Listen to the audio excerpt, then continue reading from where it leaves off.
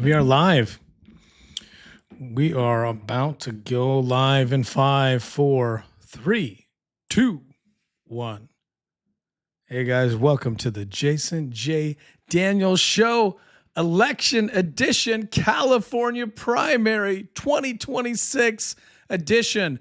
I'm calling tonight, will we have freedom or Armageddon in California? Will we see a red wave actually come and save us from the preposterousness of the Democrat machine, the monstrous machine that has been dictating our lives, stealing our money, jacking our gas prices up, jacking our food prices up, making pizza deliveries expensive, making Ubers expensive, making everything more expensive. It's not bigger in California. It's only more expensive, more weaker, and more pathetic. But we got to fix that. We got to be the Golden State again. And hopefully tonight's primary will be the beginning of that change. Thanks for watching, guys. My name is Jason J. Daniel. I'm your podcast host today. I'm going to do a little bit of housekeeping here before I get going. I got to make sure that I'm coming over. Cool. All right. I'm coming over. Coming over pretty well. Let's make a few adjustments here. I am my own producer, so thank you for watching. So let me give you a little background. We're going to jump into the results really quick. Right now, I have two sources. I have my smartphone, just like you guys. X is pretty much marking the spot. X is where you can find all of the results, and my feed is aggregated. So I'm going to go through and give you the updates if you're not in the know, or if you're joining later, watching this later. This is exclusively streaming live on YouTube, the only platform. I'm going to take this show and I'm going to post it to Rumble after, post it to X after, and some of the other platforms. But you have me on YouTube, exclusive live. And while I have you watching and listening, please subscribe. Hit that subscribe button. My subscriptions have gone up in the last 30 days by 10. So thank you, guys. The more you like and subscribe, the more you comment, the more you do some kind of engagement, it tells the algorithm that you either like me or you love me. But indifference is the cardinal sin. Do not be indifferent. Give me something. Criticize me or whatever you want. Again, my name is Jason J. Daniel. I'm a podcaster, just an average guy. If you're watching this for the first time, I have an unhealthy obsession with local politics and politics in general. So I get down to the minuteness. I've done a lot of interviews in this cycle. We'll jump into the results in a second, but I just wanted to chat you guys up for a second and give you some background. I have probably done, well, like I can count. I've done, let's just say I've done 15 hours of podcasting, including interviews. Most of that has been interviews with candidates in the Northern California area, mostly. Obviously, the election is covering all of California. Your region will be different than other regions. What's on your ballot was different than others. I had some judges on my ballot. I never revote judges in. If I can get a chance, I'll talk about that, how I do that. I'll talk about my ballot. I'll talk about my experience. Hopefully you had a good experience today. I had a wonderful experience voting. You can see my mic got the sticker. My mic voted. I took my son, which was really awesome. He went with me with our ballot, or his ballot. He's not old enough to vote. And we took it out and he helped me put it in the machine, which was really cool. It's a cool thing to be able to get your family and your friends involved in democracy, and that's why we do what we do. So let's talk the results. If you are new to this, I'm a conservative Republican, but I'm socially liberal, so I may not have the same views as a hardline Republican, but rest assured, you and I, if you are a conservative, we probably line up 100%. California is a cesspool of just radical foolishness, fraud, you name it, just disgusting, outrageous crime, judges that are corrupt and putting psychos back on the streets, and innocent people being hurt and injured. Obviously, the homeless crisis is out of control.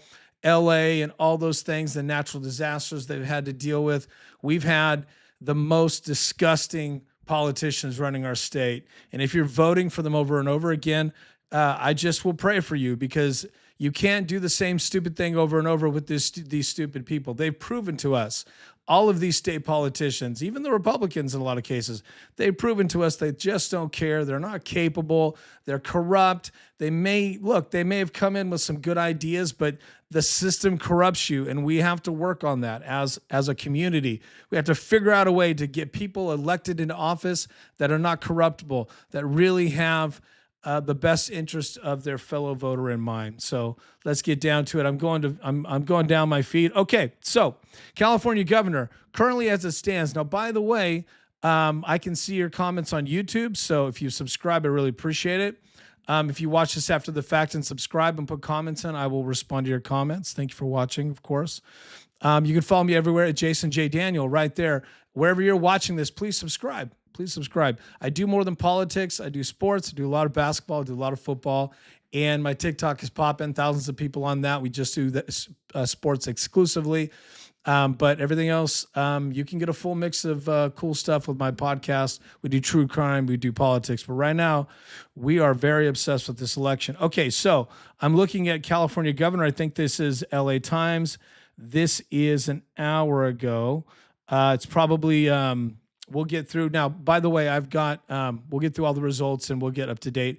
But some of these are still evergreen. By the way, I also have a screen share that I will be sharing where I will go right to, it's already set up. We're going to go right to the California Secretary of State website, and we're just going to go and take a look at the horse's mouth after I get a chance to see what the buzz is. So California Governor Javier Becerra currently has taken the lead by something like 19,000 votes over Steve Hilton earlier this afternoon or evening, about 8 o'clock when they started to drop the votes in. Steve Hilton had a pretty solid lead, not so much anymore, but keep in mind this is the jungle. In California, the top two people advance unless one of them polls 50%. The statistics tell us, from what I'm reading, it's not possible as far as the vote turnout. They're not expecting anyone to be able to get 50% of the technically of the vote turnout. So let's say 50 million people vote. I'm just throwing that number out. I don't know if there's that many in California. The winner would have to get 25 million plus one votes. That's 50+% in order to just outright steal this thing and not have to go to a runoff. But that's not looking like that's going to happen. So when you see 26% Becerra and you see Hilton at 25%, that means that's the amount of vote they've gotten. So neither one of them will get close to 50. So we will have a general election runoff in November. Steve Hilton, the Schmiegel's grandpa, he's hanging in there, baby. I really thought I was holding out hope that one of the conservatives would get into the primary. It's looking good. We can't count our chickens. We don't like to count the chickens here. I was kind of counting my chickens, but let's try to talk me off the ledge here, because I really want a Republican in there so bad. We'll talk. Chad's not going to make it. We'll talk about that. He's currently in fourth place. We knew that there were going to be four contenders going into it. And at this point, we thought the polling was a little skewed, or no one really knew. I heard some experts this morning saying the same thing that I've been saying for 2 weeks. They've never seen this kind of crazy polling, or polling that's just all over the place, or this amount of polling in a California governor's race, at least in our lifetime. So the polling has only gotten more and more ubiquitous over time. So this is the history point of polling for this election. No one knew what to expect, and I was podcasting about that earlier. No one had any idea, and it turns out that we kind of did. Becerra and Hilton were fighting for 1 and 2 over the last 30 days. Looks like they're still there. Bianco was falling to 3, 4, maybe even 5. And currently as it stands, but you never know. There's still more votes to count. But it looks like Chad's getting smoked. He's only at 11 or 12%. In some cases, he might even be at 14 now. These are an hour ago, and things happen so fast. And who knows, they may have even called it. Villaraigosa has bowed out. Matt Mahan has, I believe, conceded. An hour ago, he conceded. Matt Mahan, there's buzz on Mahan. This is an interesting tweet by Teddy Schieffer. It's got 27,000 views. He says the concession of Matt Mahan, who is trailing badly tonight, is a black guy for Silicon Valley. The industry's rich and famous pumped about $30 million into outside efforts to try and make Mahan into a legit contender. It didn't work, but it wasn't because people didn't get a chance to ingest his message. They just wanted someone else. And he goes, someone else, an exclamation point. Okay, well, this tweet had me till the very end. I mean, I could have wrote that. No, actually, I wouldn't have. I would have wrote something spectacularly better, my friend. Do I follow Teddy? I don't follow Teddy. He writes about billionaires for MSN Now. Okay, I'm sure that's well balanced. Okay, so $30 million into Matt Mahan. I think we all kind of knew that wasn't going to go anywhere. It was just a weird amount of money for a guy who was zero charisma. We'll talk about Mahan, but I guess I'll just throw this out here now. The guy, I called him Melatonin Mahan. Sleepy Matt. He's putting me to sleep. The most boring candidate I've heard in a long time. Becerra's pretty boring too, but Becerra kind of gets this weird little weird, like evil sounding voice. You can't talk like this. And that makes him kind of interesting. Steyer is the unstable loon with this weird thing he writes on his hand. No one knows what that is. I think it's just, he just made that up. It's just bullshit to make him seem like a crazy genius. But Mr. Money's Steyer spent too much money. But anyway, I'm digressing. It's been, I didn't sleep for 2 days very well. It's just, I think I've been just really honestly amped about this. Honestly, I think 3 or 4 hours a night. It's been crazy. Not good for me. I'm falling apart. But after tomorrow, I'm resting. We'll probably do another podcast tomorrow, but I want to start resting. So back to Mayhem.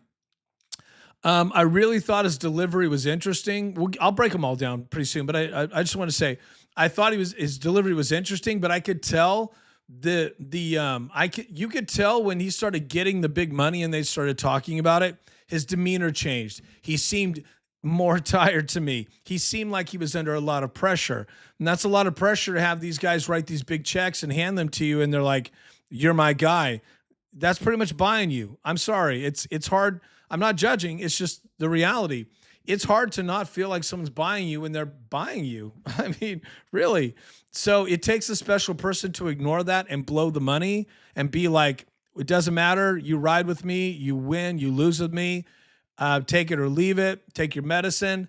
I don't think he had that mentality, but killers do. Becerra, he lets millions of dollars of campaign money get robbed from him. He just does. He's like, what is that?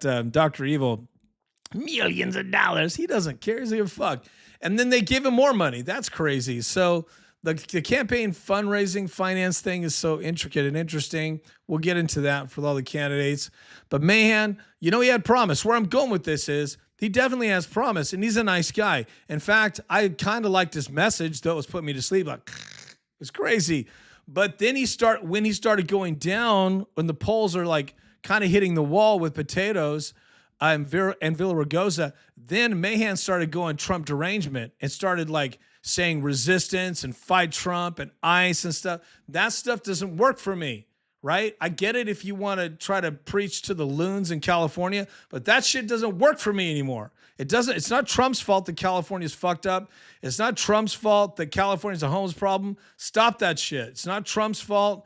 Well, I mean, it's Congress's fault that there's a healthcare crisis, and maybe the president has a little bit to do with that. I'll be fair about that because no one can figure out healthcare. That's a whole nother podcast. They're not. If you notice, they're not even trying because there's too much money in it, and it would be, you couldn't shake it. It would be like what the tariffs did. If you tried to reconstitute the healthcare industry and the healthcare bubble right now in California, it would really shockwave the economy. So long story, but. So back to Matt. I can't get off talking about him. There's so much to say about him, and I wanted to talk about him more on my podcast, but there was only so much time, and I wanted to get more interviews out than just to rant about everybody, but I really feel like he had a lost opportunity. Oh yeah, the one thing I did talk about in one of my podcasts, because I did do a breakdown that was intriguing to me, is that everybody touted the good work he did in San Jose. And, he had all these great numbers and, we did so much in San Jose. And it was like, okay, all right, cool. And I I'm like 2 hours from San Jose, so and I've been there while he's been the governor. I'm sorry, the mayor, and it's not a bad place. And San Jose is nice. It's dope. It's a gateway to the Bay, pretty much. It's dope. Or the Bay Area, right? San Francisco. But it occurred to me, if you're so good at this job, why are you leaving early? He was leaving early. He's not even termed out. So he could, he's doing the 2-for-1. He can run for governor. If that doesn't work, he can run for mayor again and probably win that because his profile is so visible. And he's going to have some campaign money left over that he can divert that to mayor or however that works, city council. I'm not sure if they have a strong mayor. Maybe they do. But anyway, the strong mayor is when the mayor has extra powers outside of the city council. I would say the majority of local city councils have a council and then they rotate mayors. So the mayor is a title only ceremonial. There's no extra powers that a mayor has. In some cases, under certain charters, the mayor might have a little more powers, maybe to hire the city manager exclusively, something like that. But every city does that stuff differently. Every city, it's crazy. So, because they can legislate their own rules. So if you're so good in San Jose, man, why are you leaving? That's what occurred to me as a big question mark. And I think people may not have been asking that question, but that is a question you would eventually ask. And he's clearly not a guy that's made for prime time. He's not. Every time he was in the debates, I understand people. I'm more critical. I understand he had fans, and there are people that I know that really were in the tank for him, and that's okay. Look, he's a stand-up guy. He's not, a psycho pervert like Wieners. Scott Wieners is a loon, psycho pervert.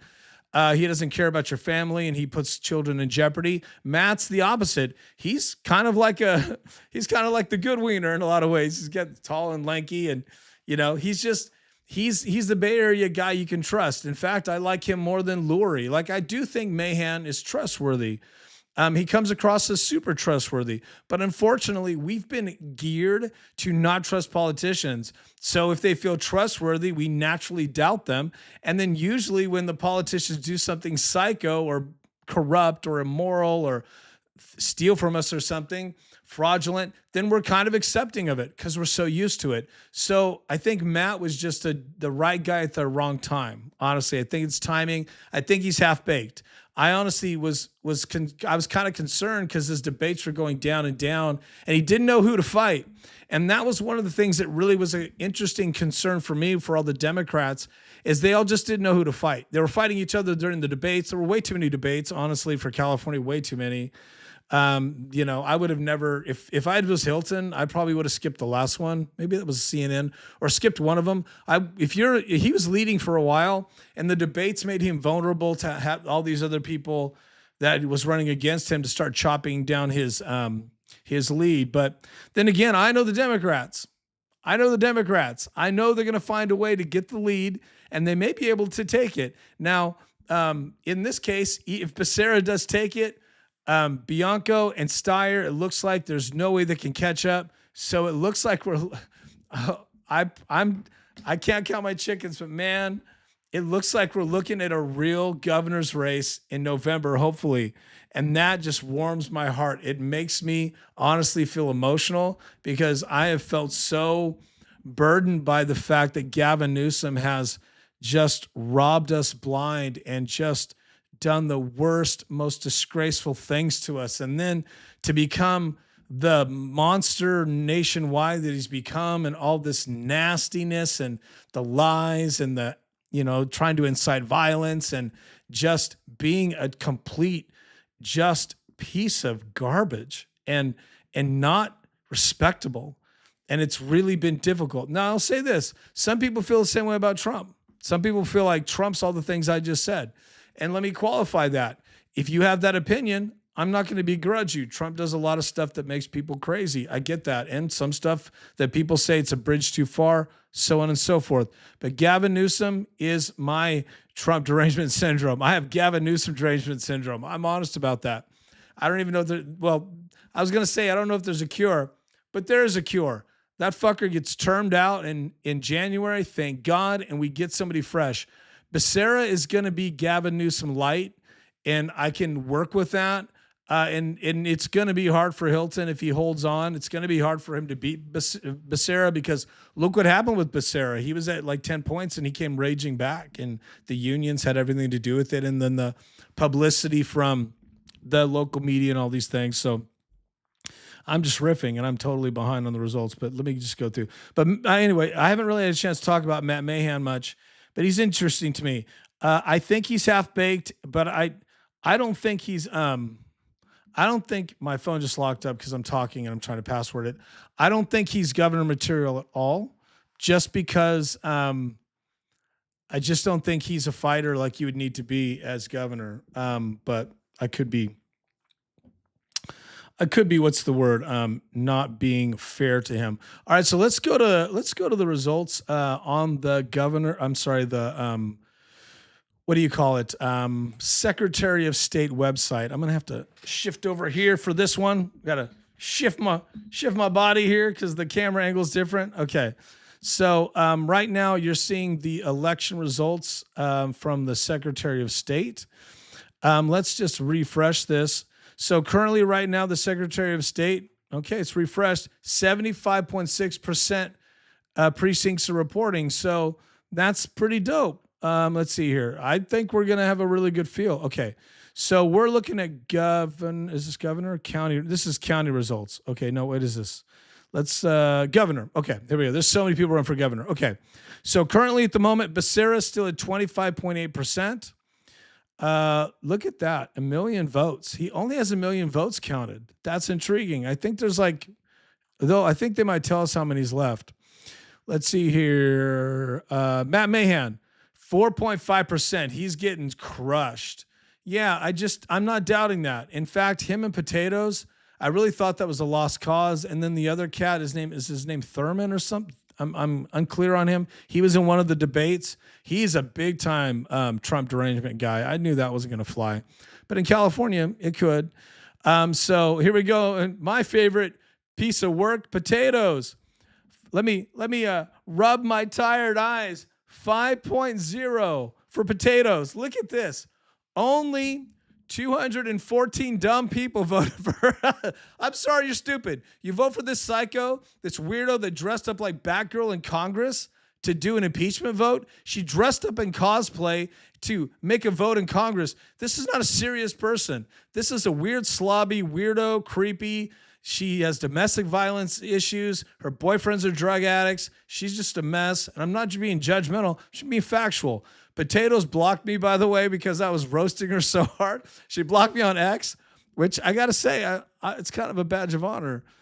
So Potatoes is mashed and she is out. I really hope. I mean, the fact that she was in Congress makes me want to puke. The fact that she did what she did as far as just the loon stuff and, resisting Trump and being a fool whenever his speech was happening, States of the Union. She's just been a big, weird, slobby weirdo. And look, I'm being mean, but sorry, I'm just sick of her. And she needs to go away. She's a mean person. She's a tyrant. No one likes working for her. And you know what's so crazy is she kind of declared first, and she was a front runner, honestly, until those two videos came out back to back, and then that was it for her. She could never recover. And it wasn't really about those videotapes. It was just about the fact that even when people saw her try to change, because she lost all this weight, let's be honest, she lost a lot of weight. She tried to just change her appearance. She's not attractive looking. She looks like Betty Crocker's worst nightmare. There's nothing, she's got George Washingtonian hair. There's nothing attractive about this person. I'm being brutally honest. I'm just talking about how people look at it vote-wise. Nothing physically attractive. So when you are repulsive physically, you need to have some goods. You need to have how would you say it? Some gravitas. You need to have some kind of experience. She's done nothing for this country. All she's done is take money, rob us blind, be a big dick, and then hang out with the worst progressive psychos she can hang out with. She had Elizabeth Warren come in and support her, and she couldn't even break 5%. That just shows you the brand is a mess for the Democrats. So here's another silver lining. This is great news, man. The red wave is legitimately a thing right now because two really solid, I'd say Porter's was solid in the sense that Loons would vote for in California. If any state would vote for her, it's her. So you had a solid Loon and you had Mahan, who is a moderate but Trump derangement but smart guy, accomplished, educated, all these things. Kind of the, I guess Ivy League Democrat. So you had two kinds of Democrat sauce for the pizza. And pizza is not a code word I'm saying. I'm just kind of talking about food. Sorry, you got to clarify everything now. Two kinds of sauce for the pizza, and voters rejected both sauces. Okay, so they went with some other sauces. So that's great news. Okay, and if they both stay under 10%, that means their polling was off and they were overinflated on the polling, which made sense to me. Okay, they lost a lot of votes, but I doubt that. Okay, so Tommy Steyer. Tommy didn't even break 1 million votes. And he's at 19.8 right now. So let's do some math here. Okay, let's see if got into my iPhone. I was trying to multitask. I was so busy that it it locked out on me. Okay, so let's do the math. Okay, let's see. Okay, so Tom Steyer spent, they said $230 million today. I heard that on one of my favorite podcasts I watch.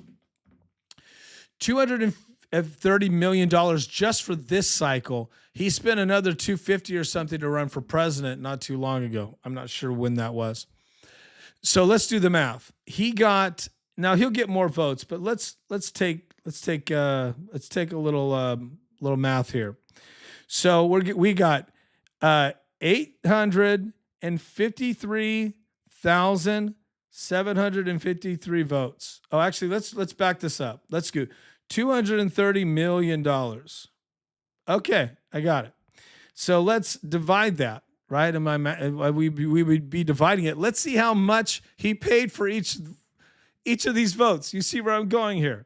So $230 million roughly divided by 853,753 equals $269.39 he spent on each vote. That is staggering. Or maybe it's $269. Hopefully I'm getting that math right. That is crazy. All right. So for $269, you could get yourself a losing election result night. So Tom Steyer, now I think he's in fourth, or is that Chad's in fourth? Tommy's in third. Now let's keep this in mind. He's only like 5% off. Anything can happen. But it doesn't look good for him. Chad, let's talk about Chad. Okay, Chad's getting smoked.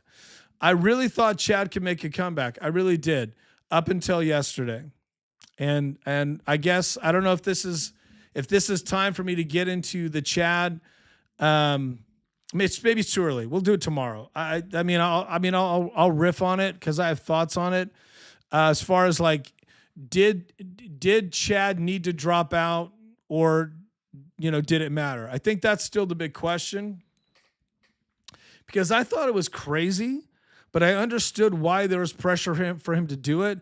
But I thought it was crazy because why would a man like that drop out at that point without offering anything to him? Plus, I'm not saying it's got to be transactional, but come on, he's spent millions and he is, changed his life. When you run for governor of a state like California, it's kind of a mini presidential run in a lot of ways.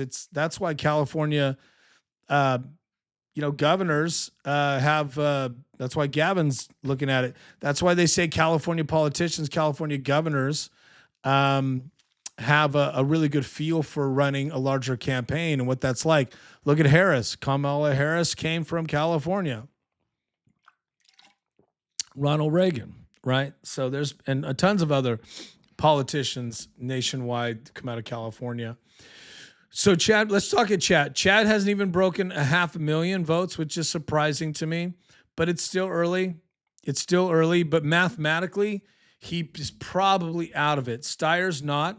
That's a big drop because mathematically, obviously there's only a certain amount of votes that can come in, right? That's how they do the math. That's why they they can call an election early. Then they don't have to count all the votes, because if they get a certain percentage of votes already in, and then you do the opposite math going, okay, well, this is what's in and here's what they look like percentage-wise, candidates percentage-wise. What if this is how you do it. What if all of the numbers came in for one person, right? The rest of the votes, which would be statistically impossible. It would never happen. But let's just say, and then you give them that general, you give them that, you just give them that general hypothetical. And if you can't even get, if everybody that still was left to cast their vote, if that didn't even matter, if you were still under, it's a wrap. But the truth is, you have to look at it at 50%. So, for example, let's say there was 20 million people still left to vote, not in this situation, but hypothetically, and 40 million people had already voted, and then you had a person that was behind by 25 million or something, right? Those 20 million, if they all came in and broke towards that person, it wouldn't matter. So that would never happen statistically. So the math essentially is, what if 50% of those broke, right? Is there, the question is, are there enough votes left to get that person, higher? And in most cases, you can call that pretty early. So for Chad, let's just look at it this way. We haven't looked at Hilton's, but I think Hilton's at 24%. So Chad would have to get another 13%. Yeah. And that's just not out there for him. So he's statistically eliminated. I mean, maybe it is. Who knows? Maybe I'm missing something. But look, okay, Steve Hilton. He's almost at 27%. So I wonder if that's grown a little bit. Okay, so he's at 26. Okay, it's 26.9. Let's go back up to Becerra. Now these guys, these are live results. I'm on the Secretary of State's website. How it works is, all of these news organizations are fed into the Secretary of State website, so it aggregates to everybody when they update it. Or some of the smaller organizations just look at the screen like I'm doing and they refresh it. It's a little more sophisticated. They do have now, obviously, some ways that AI can generate these results quicker to them, but we're doing it the old-fashioned way. So let's go back up to the top. Okay, so, oh, wow, Steve Hilton he's now leading. Wow. So currently, if you're joining me, according to the Secretary of State website, Steve Hilton has almost a 2.5% lead over Becerra. Becerra is still number 2. That is dope. If Hilton can take the 1 spot after this is over by tomorrow, that is unbelievable. That's crazy. That is the red wave, baby. That is what we've been waiting for. Now, some of you might be down in the dumps about Hilton beating Chad. I get it, and I'm gonna appreciate that with you tonight. I'm here for you. But tomorrow, we have to get on the train to win this. That's all I'll say. I'm a strategy guy. We need to win this. Now, we don't have the numbers. We just don't. There's too many Democrat voters in California in a general, and there are not enough Republicans that come out to make it competitive, but maybe it's going to change. Maybe this changes everything. And the way campaigns are being run now, look at Spencer Pratt. The game has changed. It's so different. 6 months ago, it was a different campaign, but AI has changed the game. So that being said, Republicans would need to get out the vote, and I will do what I can to help with that. It's going to be hard, but I'll do what I can. I mean, I'm very busy like you guys are. I'm podcast and social media. I have all these things, family, all these things, career, all these things. Yes, I'm monetized doing this, but it doesn't support me, so I have other business interests. But my point is, we need to rally and get the vote out. The biggest problem is not your candidate. Honestly, it's your voters getting out and voting for a candidate. You got to get the vote out. And I understand there's going to be people that are not going to be excited about Steve Hilton, but you got to figure this out. We going to win or not? Do you want to win or not? It's really all about the Super Bowl. Do you want to win the Super Bowl, or are you just okay with winning a playoff game? Because right now, a primary is a playoff game. It's not the finals. It's not the Super Bowl. It's not the conference finals. It's not the Super Bowl. The primary is the Super Bowl. So if he can sustain this, at least not drop out of 2, That's insane. That's going to be great. And it's looking really freaking good. Thank God. Okay, so let's refresh it again. 25.7 for Becerra. And keep in mind, they're uploading these results as we are speaking. It's changing. I will talk about my election night and kind of tell you what I saw, which I thought was pretty interesting. I'm not sure if this is, I looked at the machine a little bit. It's very fast. You know, they get you in and out, but the machine looks like it's very sophisticated, and they give you a count. I was 413 in my precinct. Yeah, I guess 413, and my son was 413 and a half, right? So that was pretty fun. And he got to put the thing in the machine, which he loves that. He's not old enough to vote, but he walked in line with me, and all the ladies that were, you know, doing the voting work were like, "Oh, he's so great." And I'm like, "Cool, right? This is my ticket to ride. I got a cute kid." But my point is, those machines get uploaded pretty quick now. It's not like back in the day. It scans it, it records it, it sends it, and then they do verify. Yes. So after the results are calculated to the best of their ability, then they will verify them by hand if there's a controversy. But it's look, at this point, look, we were concerned that they were going to break the glass scenario like Gavin Newsome said. And the truth is, they probably would have done some shenanigans or a lawsuit if the Dems had gotten locked out, because they have it so rigged. They probably would have thought, well, how does this happen to us? We rig it so good, right? They probably would have thought there's maybe the Republicans were cheating or something. You know, they probably would think that would be evidence for grounds to, you know, make a lawsuit happen. It's impossible, right? Statistically, like they'd come up with something. But thank God we're not going to have to put up with that bullshit. Let's go back to Potatoes. Potatoes is still at 5.0. Fuck you. I'm so sick of her, honestly. Mahan, 4.5. He even lost a little. He's, wow. We could do the math on that, man. How many? So what's the math on, let's see here. What's the math on Mahan for 194,453 votes? What's the math on that against 30 million? Not awesome if you're a Silicon Valley dude. Potatoes didn't have the money and she did better. That shows you something. Steyer paid more money than anybody. He's worth more. And isn't that crazy? He's still probably worth 5 times that.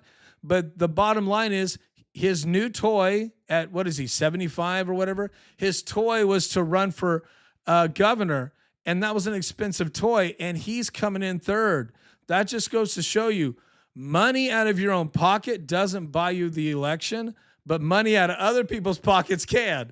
So I'm not saying that kind of money won't do it. I'm just saying people they put their nose up in the air when they know you're paying for it yourself, and they just don't really feel that that's cool. Plus, I don't think the no kings, no billionaire thing works anymore since the Democrat Party came in, and when the King of England showed up at Congress, the Democrats were worshiping him and doing pictures and standing up and applauding the king. So Democrat, I mean, it's all a show. It's hypocrites.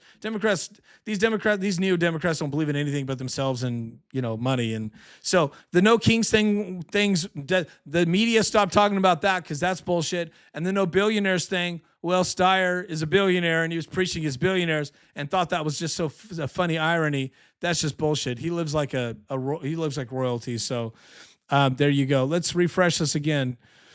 Let's see. So Potatoes, 9.4. Steyer is still 19.8. Still hasn't cracked a Gur. I'm sorry, a milli. A Gur is a grand. And look at Stalwell. Look at Sexwell. Look at this. 16,930 morons voted for him. Now, I will say this. I believe mail-in ballots started going in right around the time he got in trouble.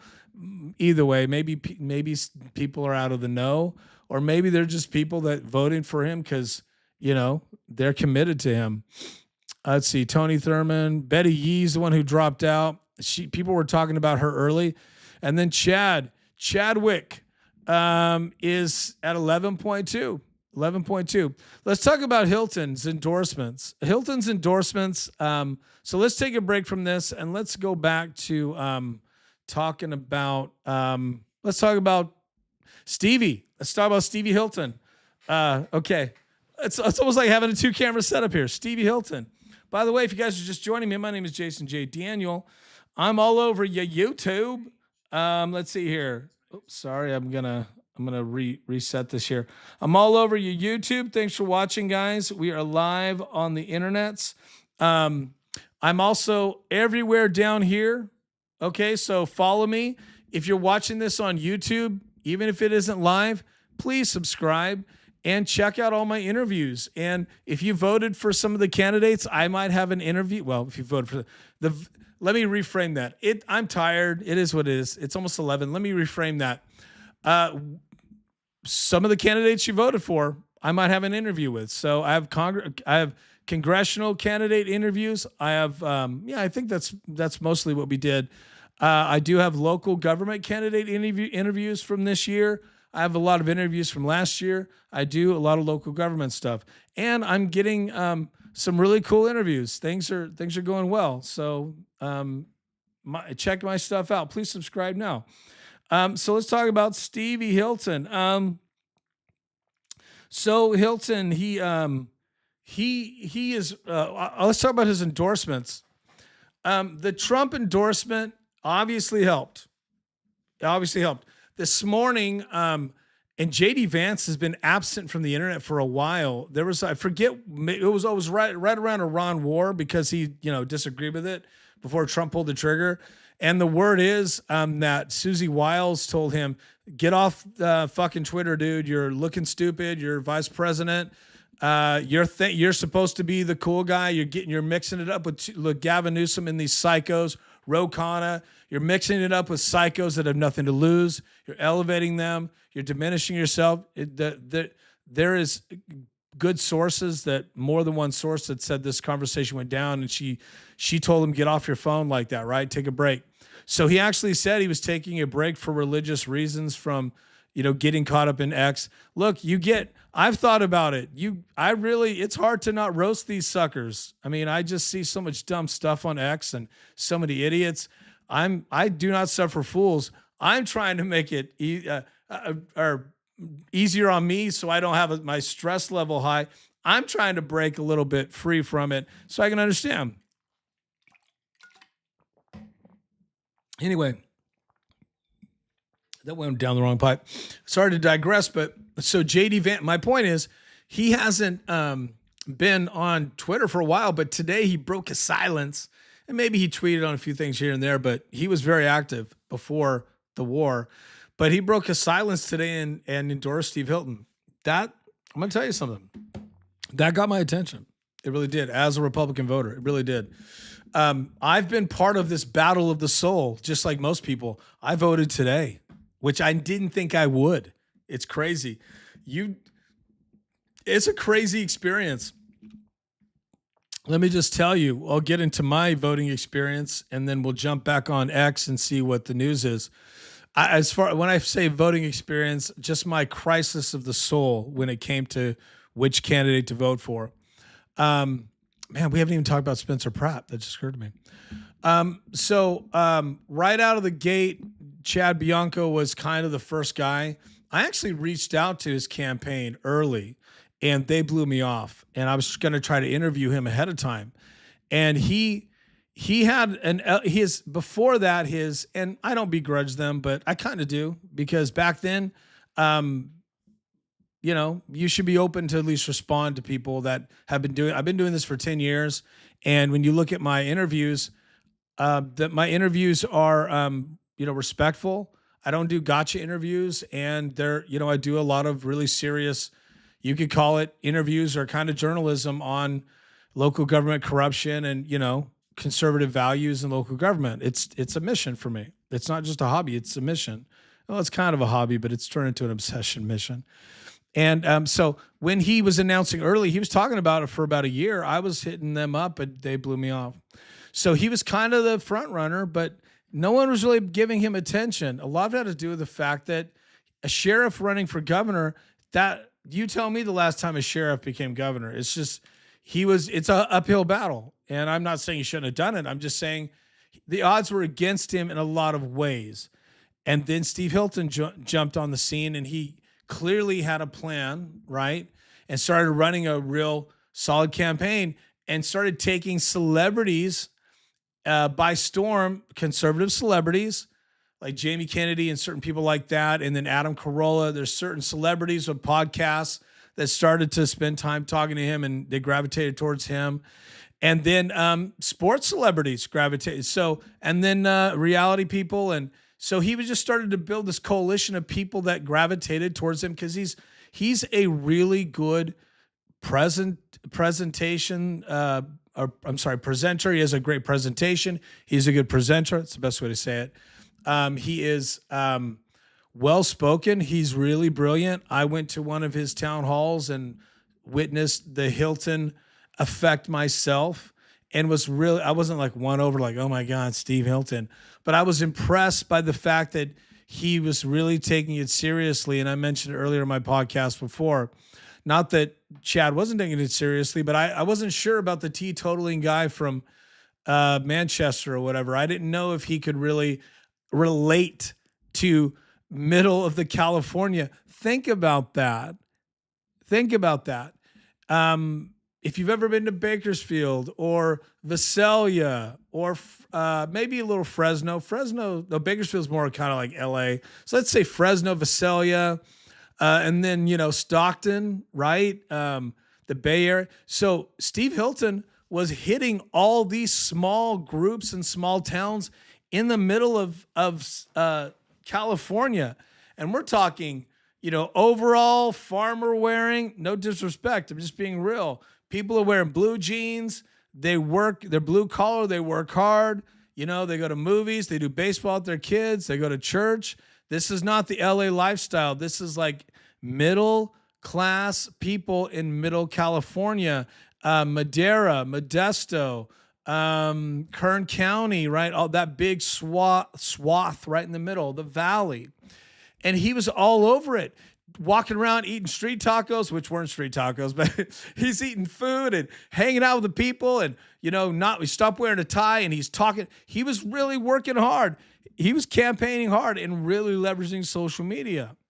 But Chad was doing a great job too. So then it became Chad and Steve and neck, and then that became extremely interesting because we've never had two really interesting Republicans in 30 years running. I mean, so Gavin and Psycho Jerry Brown make up the last 20 years, and then you got Schwarzenegger for like 6 years because he had a recall, and then before that was Gray Davis, and then before that I think it wasn't Duke Majan, it was Pete Wilson, I think, was a Republican. So the last time we've had more than one interesting candidate has probably been 40 years.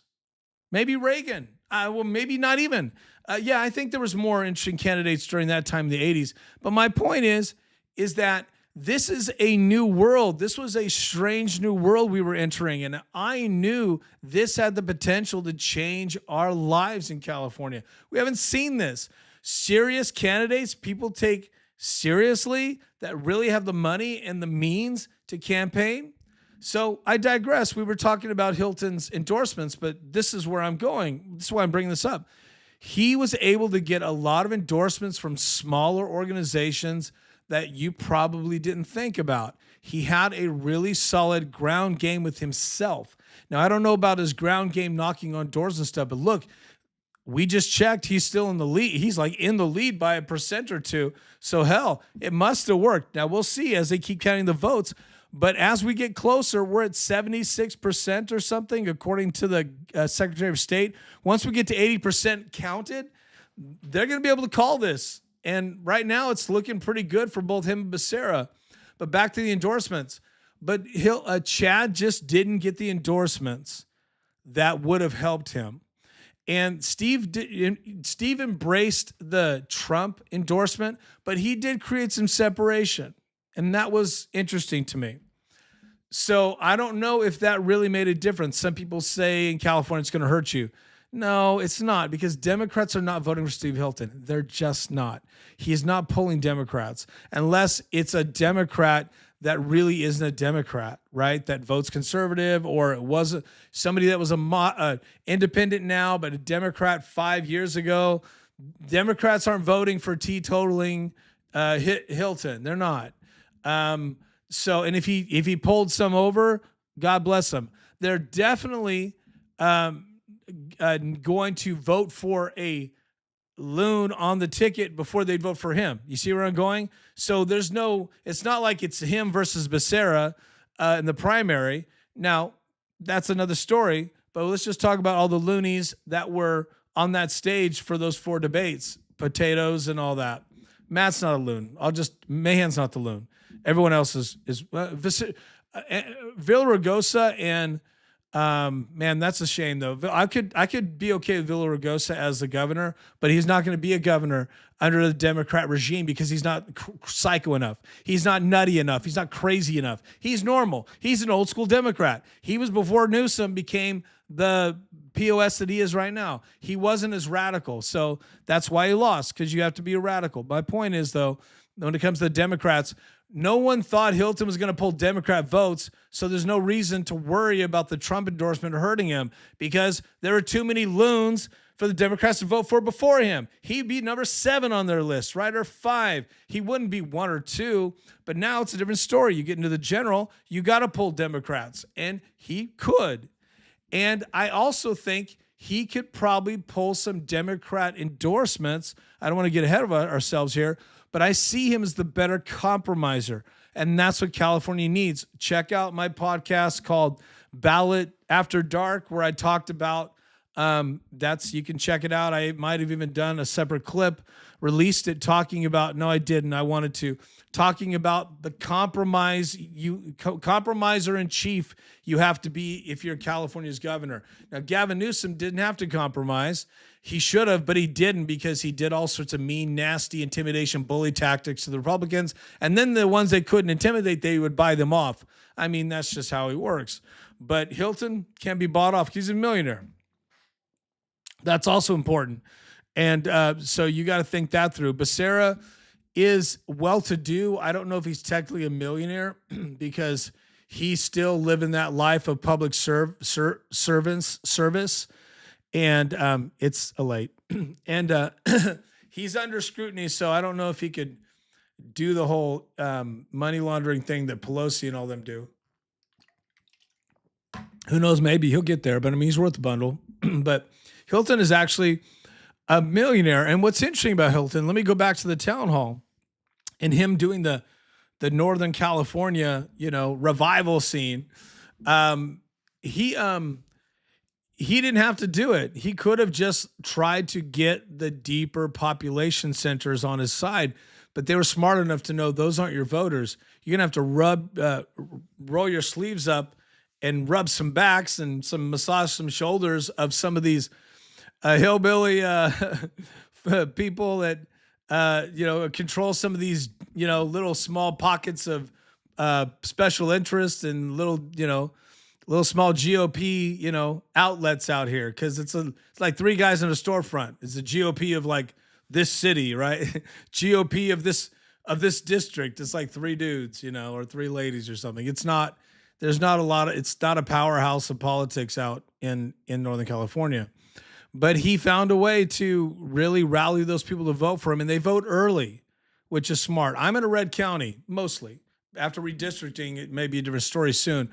But they like I had some really good, for my congressional choice, I know my person I voted for. She's amazing, Christine Bish. So I have a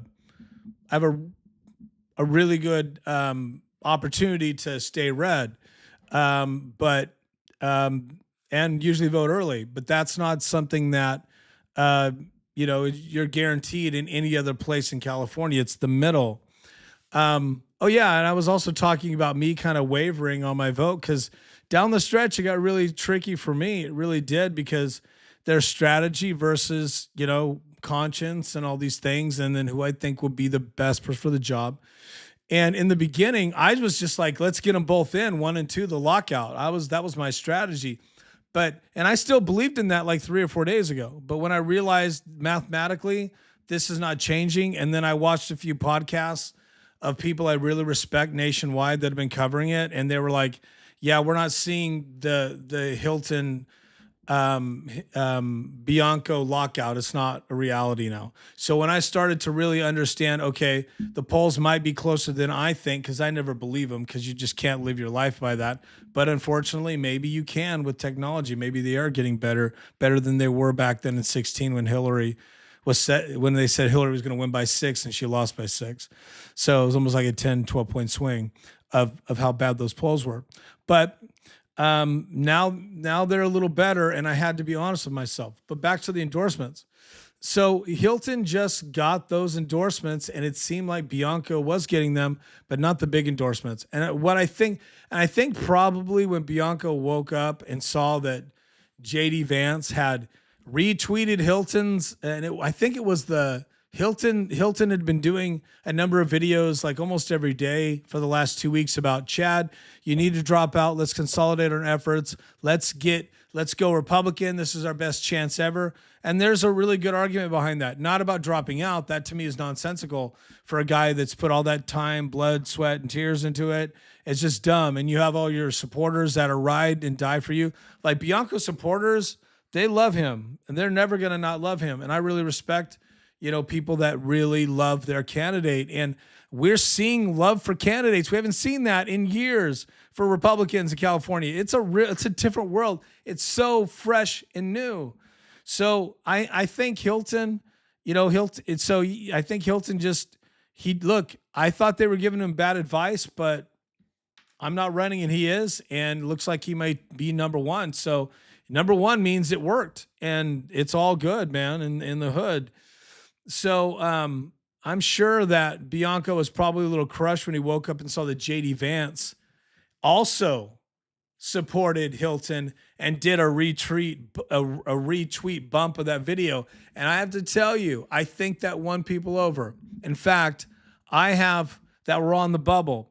In fact, I have on good, let's just say a good source and background. I know a voter in particular who was on the line, and that person told me JD Vance put me at Hilton, convinced me, go Hilton, we got to win. Like, let's just win, baby. That's the power of endorsements. And sometimes people discount that. It is more powerful than you realize. It is a secret power to have certain endorsements. And to get JD Vance and Trump, pretty dope. But what's really cool is that now that Chad most likely is out of it, we'll see, can't count our chickens, that clearly we know Trump and Vance will be helping the national GOP. If California's in their grasp, they will throw money here if it's reasonable. And if we get the vote out, it's going to be one hell of an interesting number of months up to November, because we do have a shot. It's a long shot, but I got to say, if Hilton can stay number one tonight past midnight, 40 minutes from now, California time, I can believe in miracles. This is miracle territory. I never thought I'd be here talking about a Republican in the general that's a strong Republican, and not just a strong Republican, but a conservative, and not just a conservative Republican, but somebody who's number one. If Steve Hilton comes out number one after leading at number one virtually the whole time, and then is able to take the number one spot in the primary, you gotta give Hilton his flowers. That's an incredible accomplishment. You can't hate that accomplishment. You have to go gentleman's agreement. You gotta go, God bless you, motherfucker. You pulled that shit off. It's like, look, two gladiators battling it out in the octagon, and they hate each other. There's all these things, they say stuff about each other's families. But when it's done, you got to shake hands. You got to go, we're the opponent. And look, for all of you people, the Steve Hilton people that have been talking shit, the one thing that has concerned me is that the Republicans that, now, let me back up here. There's a lot I can say about how Hilton won. I really was not happy with he did a shadow campaign against Bianco online. I know it. I saw it. I know what that looks like. I know they did it, but it was effective, and it was very mean-spirited.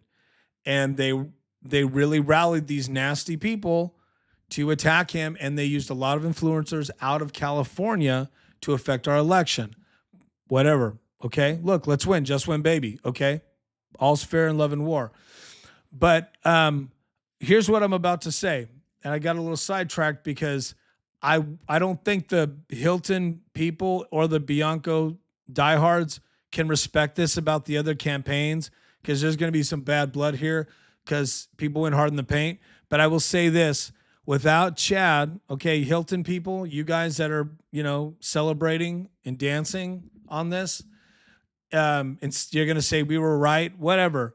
But without a Chad, you don't get a Steve Hilton. Steve Hilton got better. He got sharper. He got fiercer. He got focused, and he got his ass in gear because he had Bianco that he was worried about, and Bianco put up a good fight.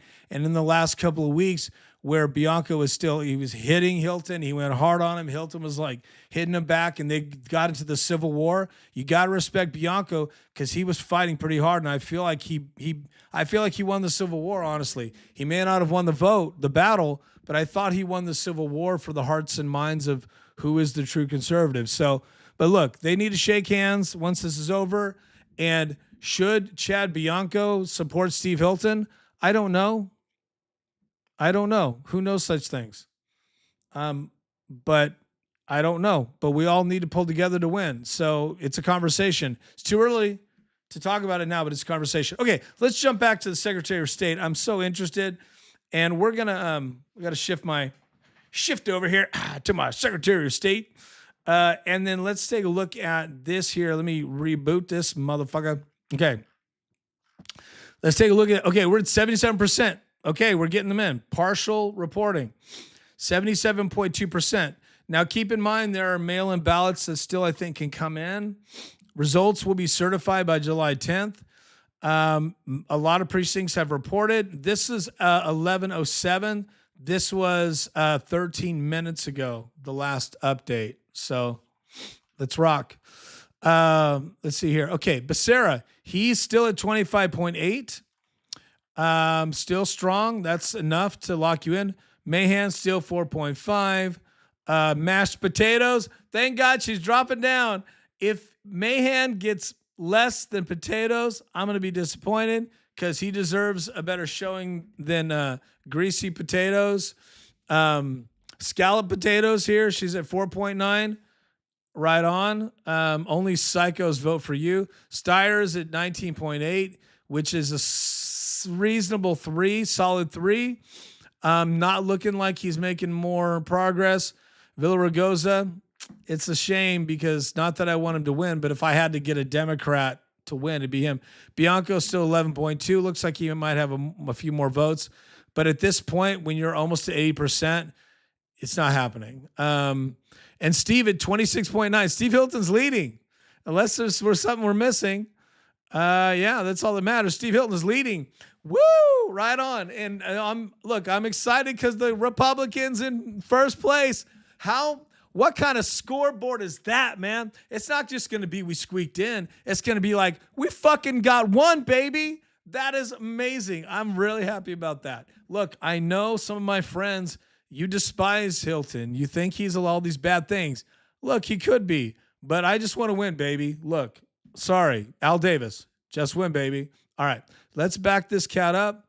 Lieutenant Governor, let's go down the line here. Lieutenant Governor, we've been podcasting for a bit here. I don't know how long, but we'll go a little longer and then we'll wrap this up. Okay. So, we're at 87.5. We have a little bit of a refresh. Okay. Let's see here. So, John Friday, he makes me puke. He did a video with Newsome. I'm like, I don't need a Trump derangement cat. Fiona Ma, she is a loon to the loon. So do not want that chick saddled up at Lieutenant Governor. Michael Tubbs, let's talk about Michael Tubbs. Youngest mayor of Stockton ever at 26. I knew the mayor before Michael Tubbs became the mayor of Stockton. I partied with the mayor of Stockton. That was a night. The mayor of Stockton. Wow, not him, not Michael Tubbs, but the other guy. I forget his name. God damn, I forget his name. He was a crazy cat. He actually almost had his bodyguard beat me up because he thought I was a reporter from the Stockton Record that wrote an article about him that talked about how he might be connected to the gangsters in Stockton. So because he didn't like that article, he had gangsters in Stockton look for this reporter. And I was at a club in Stockton. And why am I even telling this story? So I'll have to tell this story. I'll tell it tomorrow. Let me get some more details. I'll tell it tomorrow. Anyway, so we were hanging out with the girls, and it was a nice night. Jason does okay. We had some good friends there, and he walked in, and they were gonna. His bodyguard asked me to go outside. They were gonna rough me up. That's Stockton, because I live in Northern California. I was like, what? And one of my friends who knew him, because this was my first meeting with this mayor. He was running for mayor at the time, but he won. And my friend who knew him talked him off and said, no, this is not that guy. They thought I was Scott somebody. Forget the name of the guy. I'll figure it out. I need to tell the story with all the details, okay? And we'll post it. And they were going to beat me up. They were going to rough me up or something. It was crazy. It's Stockton, man. It was like 1 a.m. at the club. And a nice club in Stockton, the Ave. And then once he realized I wasn't, because it was a dark club and I was wearing glasses, and at the time, my hair was a little darker. This was, 10 years ago, maybe. No, less than 10 years ago, like 8 years ago. Anyway, so we were drinking and all these things. So he had 2 like big like dudes, like gangsters, like bodyguards with him, and they were helping him run his campaign. And he backed off, and then they were like, "Oh, dude," they were so cool with me. We hung out, we partied a little bit. He kept hitting on the girls. He was really creepy. And turned out he went to jail for some kind of weird thing where he took advantage of teenagers or something. Again, I don't know the details. Okay, Michael Tubbs. So Michael Tubbs, he's the guy that he became. So after this guy was out of office, this mayor that tried to have me beat up. I know, right? Michael Tubbs took over, the youngest mayor ever in the history of Stockton, 26, I think. Way too young to be a mayor. It's way too young. And he was so bad that he couldn't get elected again. And that's hard. That's hard. He was Obama endorsed him. He was a friend of Obama. HBO did a special on him. He still couldn't get reelected. He has this thing about universal, universal payments or something, where he thinks everybody should get a payment so that people are not in poverty. They should just get a payment for the government to actually live. Not like, like a small, support government check. We're talking like an income, like the government, paying people to do, I don't know what they would do. It's, I'll have to look into it. But anyway, so he has all these wild radical ideas and hung out to dry. So he's running for lieutenant governor. Can't become the mayor twice. Why don't we make you lieutenant governor? No, thank you. So he's 11.1%. And I think, so I did a thing on him. And I pretty much just said what I said. I said, nice job, right? Oh, I think it was when I was doing my election night review, my ballot after dark, I think, where I did 2 hours, not election night, but election. I went through the ballot. It was like a long podcast. He must have saw it, or somebody must have sent it to him, because the next day he blocked me. And what's so funny is I never really went to his Twitter account, but I was going to tag him. I think I was going to tag him on the show or something, because I repost my shows. And I tried to tag him. I'm like, what? And I realized he blocked me. And I'm sure he saw because the only time I talked about him was like the night before or something.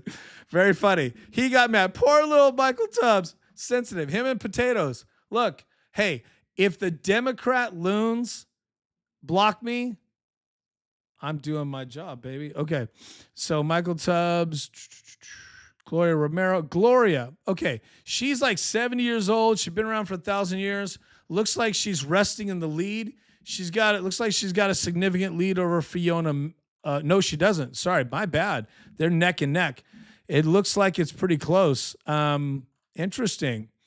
Gloria, they're really close. Wow. Okay, that could be runoff. I'm sorry, that could be it would be a runoff. Yeah, they're really close. So yeah. Wow, okay. Skip Shelton. Let me be honest with you. I voted for Skip Shelton. I'm just going to tell you that. I'm not going to tell you everybody I voted for. Why did I vote for Skip Shelton, who only got 4.7%? I'm kind of done with the establishment Republicans in California. I'm really fucking over it. So here's the thing. If I can vote for if you're an established Republican, and I at this point right now, and I can vote for another Republican that I believe in, and you're the incumbent in a primary, I'm voting against you. I'm going to primary you. So I researched them. Look, I know what I'm doing. And I thought Skip, well, I'm not going to vote Democrat or independent. I'm not. And we can't do that anymore. It's my strategy is interesting. We can talk about it. I change my strategy every year or according to what's happening, but we can't afford any more Democrats because the Democrats that get in that aren't neo-Democrats that are cool, they buckle under the pressure. They become psychos. It's a machine that makes you crazy. If you're a Democrat, they radicalize you. They give you all these things. They make you richer. They give you food and all these things. They give you all these trips. They give you presents, toys, and then positive media, which is really attractive in California. Then you become radicalized. You become a loon and TDS, right? You say crazy shit. You do crazy shit. So my point is I'm not going to vote for a Democrat unless there's a super duper Democrat that like a Fetterman style that I could vote for. I could vote for him. Because I know what he's about after all these years, and I opposed him. I'm not opposed to him, but I mean, I don't know him. I was not working that race or anything. But I mean, I actively was like, no, I didn't. With the stroke and stuff, I thought it would be malpractice to put a guy in that was disabled, and he got through it, and he had a really tough time. He showed me a lot of what I'm trying to say. But Gloria Romero at 19.5. I'm sorry, Gloria, I didn't vote for you. Because you're an establishment candidate and you guys have done nothing but fuck us. I'm not saying you specifically, but you have to understand, the economy is not good in California. Gas price. What are you guys doing about, I shouldn't get into this, but when I look at the established Republicans in California, I ask myself, what are you guys doing about gas prices? You guys aren't talking about it. You're not doing anything about it. And that's really terrible. You guys have dropped the ball. The legislature. So, in term limits. So, Gloria, I'm sorry. I'll invite you on my podcast. You can win me over, I suppose. But I just think that, the Republican Party is really, really screwed us. And everybody that's an incumbent is part of that. So, on my ballot, I did my best to not vote for any incumbents that Republicans. Unless they were my only option, then yes, automatic. But if there was an option, I researched. So Skip Sheldon at 4.7, one of my votes is yours. They calculated, they sent it in before 8 o'clock. One of my votes is yours. God bless you. I hope you make a comeback. But no, I can't vote for her. Let's see here. Okay. I know I'm just weird like that. Secretary of State, if you care. These are the ones that not a lot of people feel. I voted for Mr. Wagner because he was the only option. It looks like that. I believe this will go to a general between them again. So could be just to shake off the other candidates. Treasurer was interesting for me. Did you know?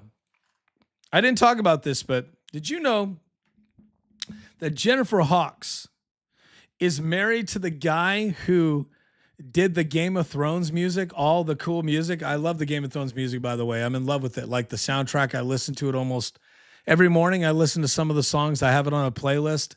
I just watch Game of Thrones. I'm watching House of the Dragon right now. I'll watch some after I do this podcast. I love Thrones. She's married to him, and she's like a musician, and she's a Hollywood person.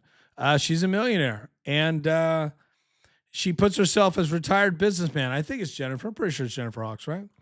Yeah. And so I was like, and she's Republican, which I appreciate. But let me just say that I did not vote for her because I was not comfortable with a rich person coming in from Hollywood and like, I think I want to run for an office now. And treasurer, really? You're a musician. So I'm sorry. I guess I care.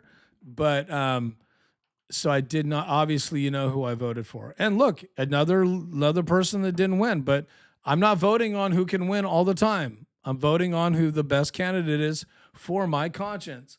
Because if everybody does that, we get the right people in. So I'm not a party line guy all the time. I have a strategy.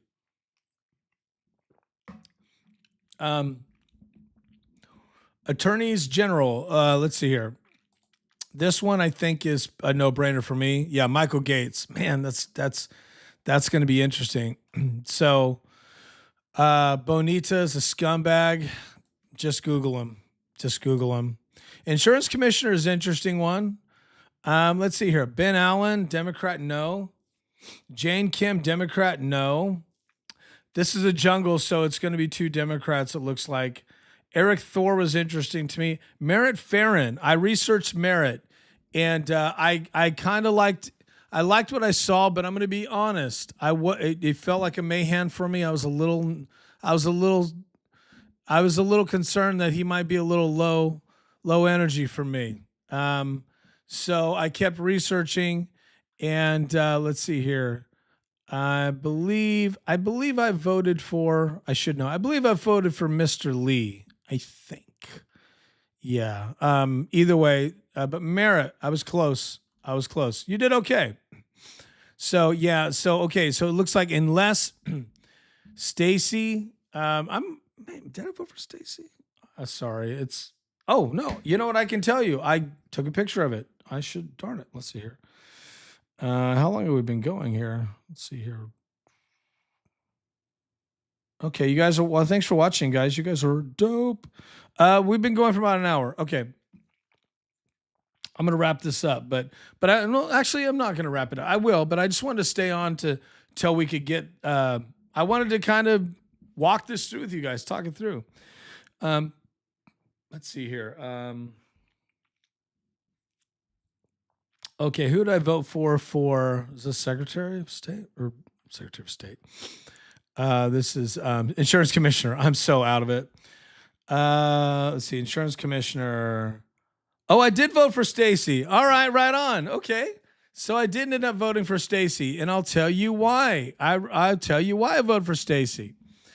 I thought, first of all, when I researched Stacy, I thought, well, damn it.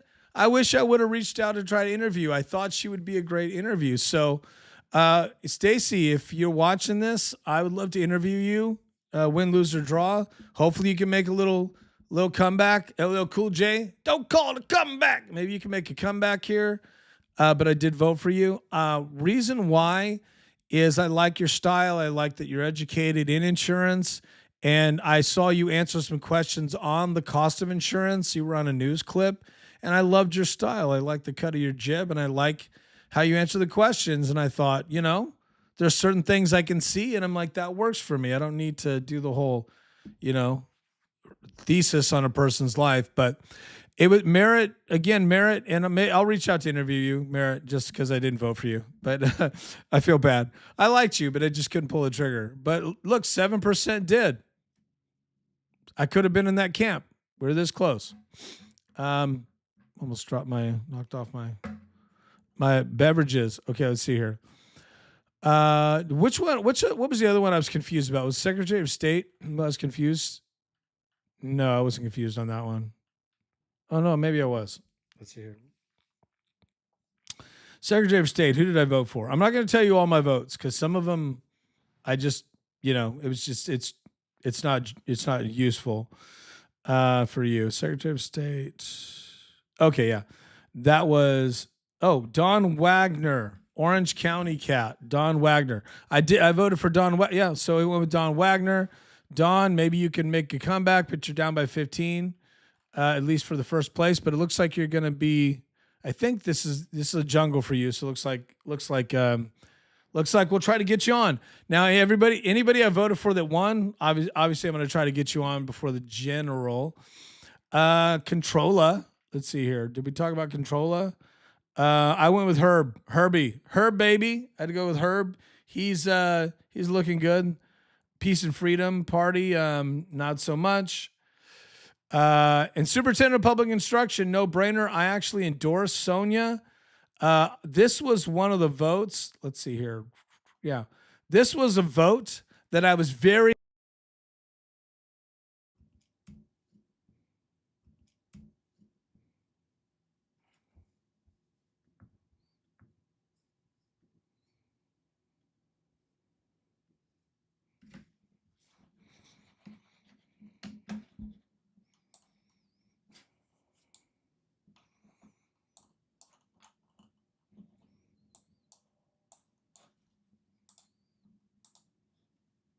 Oh, looks like we're still on.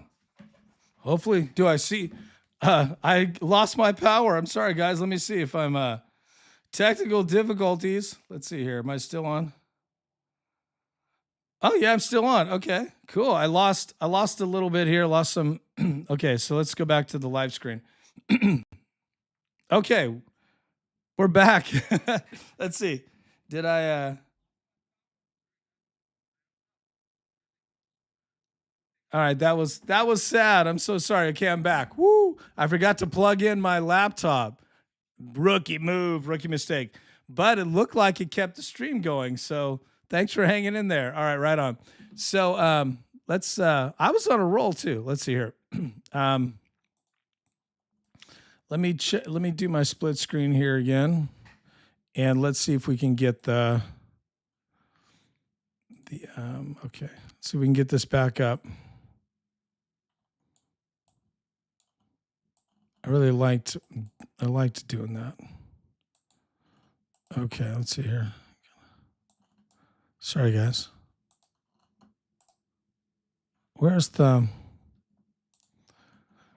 Let's try to get my split screen back here. I lost it. Where did my screen go? Okay, my screen might have just turned off. Let's go back to the live screen.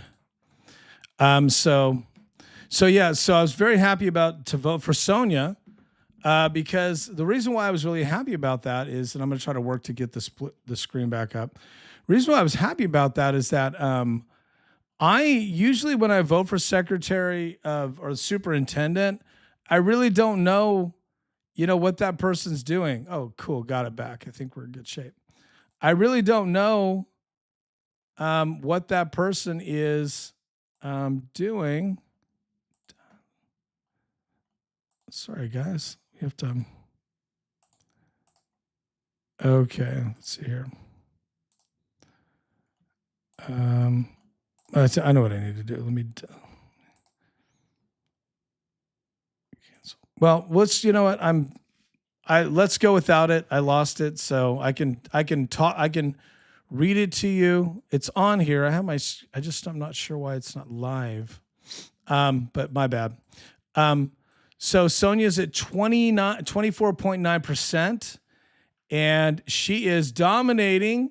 Her opponent is at 19.4. It looks like this is a what do you call it? A nonpartisan office, but she is a conservative. She's a Republican, and I knew she'd do pretty well. I felt good about that. So we follow each other on social. So Sonia, thank you. If you're seeing this, I voted for you. So God bless you. And looks like you did it. So congrats. You're in the one spot. Love that. So excited for her. She is just a firebrand, and just brilliant. And I'd love to meet her one day. I'm gonna work hard to get her on the podcast. Let's see here. Board of Equalization. Not gonna sweat that. House of Representatives. Let's go through the districts that I am enjoying. Okay, 100% of District 6 is in. Let's see here. We've got Dr. Pan, who's at 21.4%. And then Michael Stanfield at 21.9%. Kevin Kiley is not a Republican anymore, but he is leading the pack. So 27.1%. And it looks like Dr. Pan is out. Wow. Wow, the Republican Michael Stansfield, who I know someone that voted for him that was a Kiley voter. They changed their vote because Kiley failed in Congress. Wow, if I'm reading this right, am I reading this right? Dr. Pan, and it's 100%. Dr. Pan is done. Whoa, wow, the red wave. Look at that. Wow, see, this was... Wow. What? This is crazy. This was one of the districts Gavin Newsome on purpose redistrict thinking Pan was going to win. Oh, man. That is huge news. Wow. That's a headline. So Congressional 6, Dr. Pan, Richard Pan is out. Richard Pan is a COVID guy who a lot of the COVID stuff you dealt with in California, he drove the car on. He was relentless on shots and the masking and all the things that we now know were not helpful and in some cases fraudulent.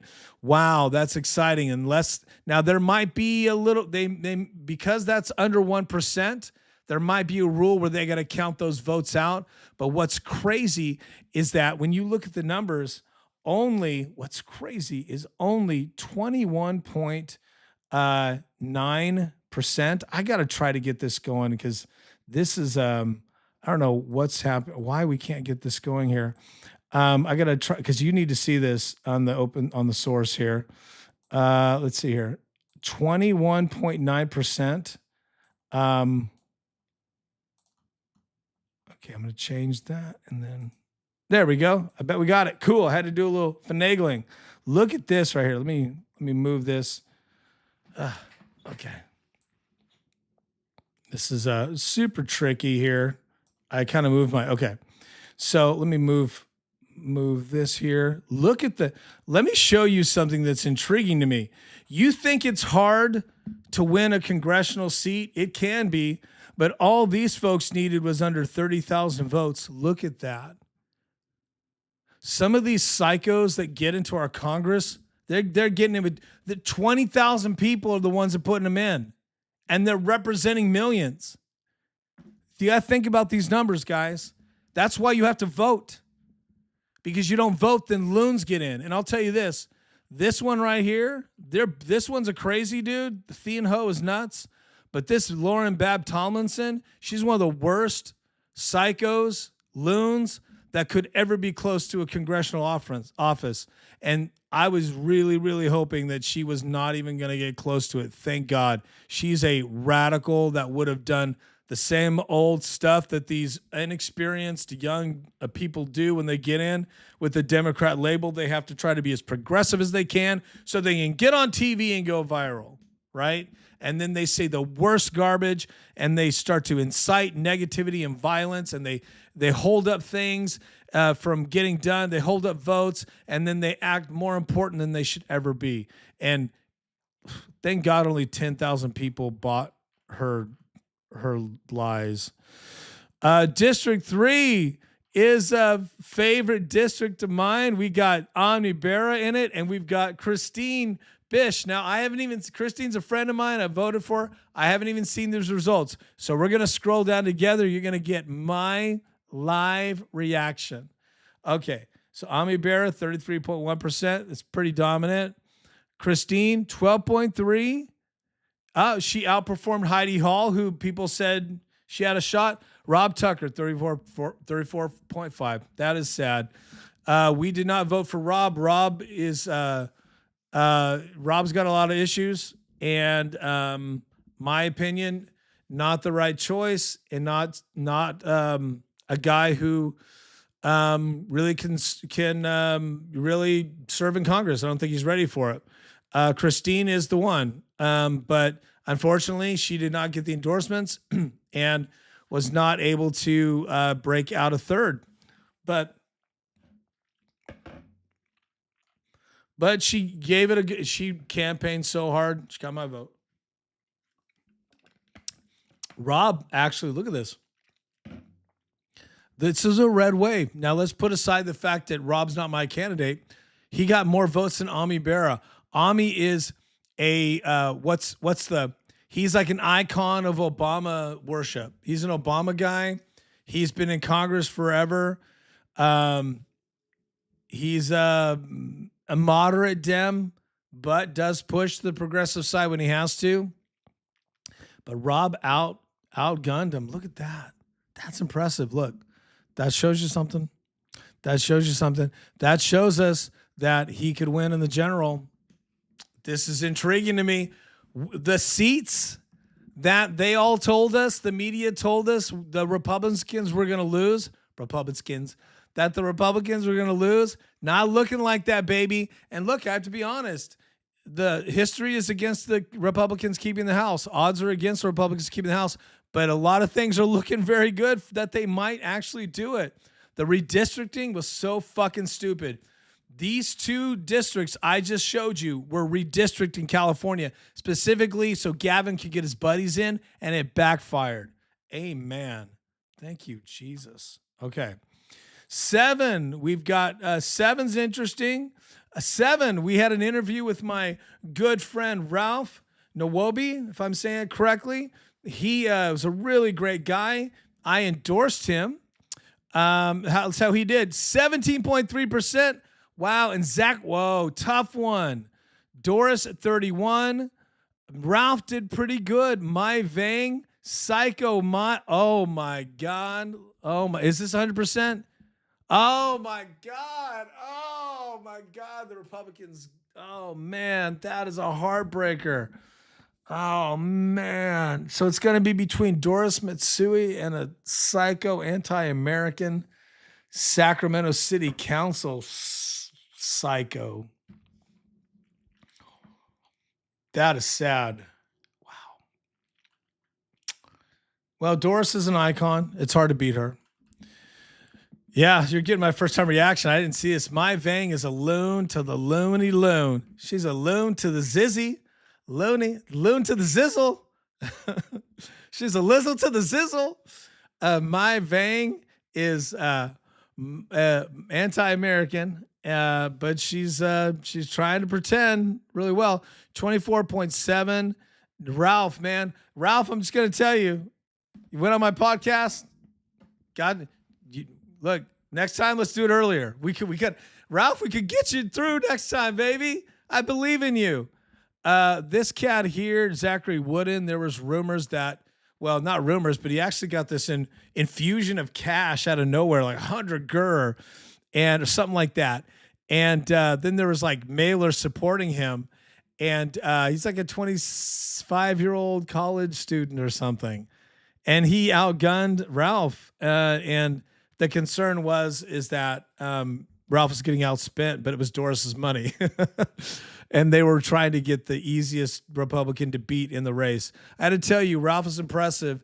Man, I would have loved to see Ralph get in the general. And I told him this, and have him debate on TV against Doris Matsui or this psycho flag hating council person. He would just be outstanding. He's a wonderful interview. Watch that interview, guys. Just watch it. He's fantastic. It was last night. Gosh, man, things are going so fast. Life is going so fast.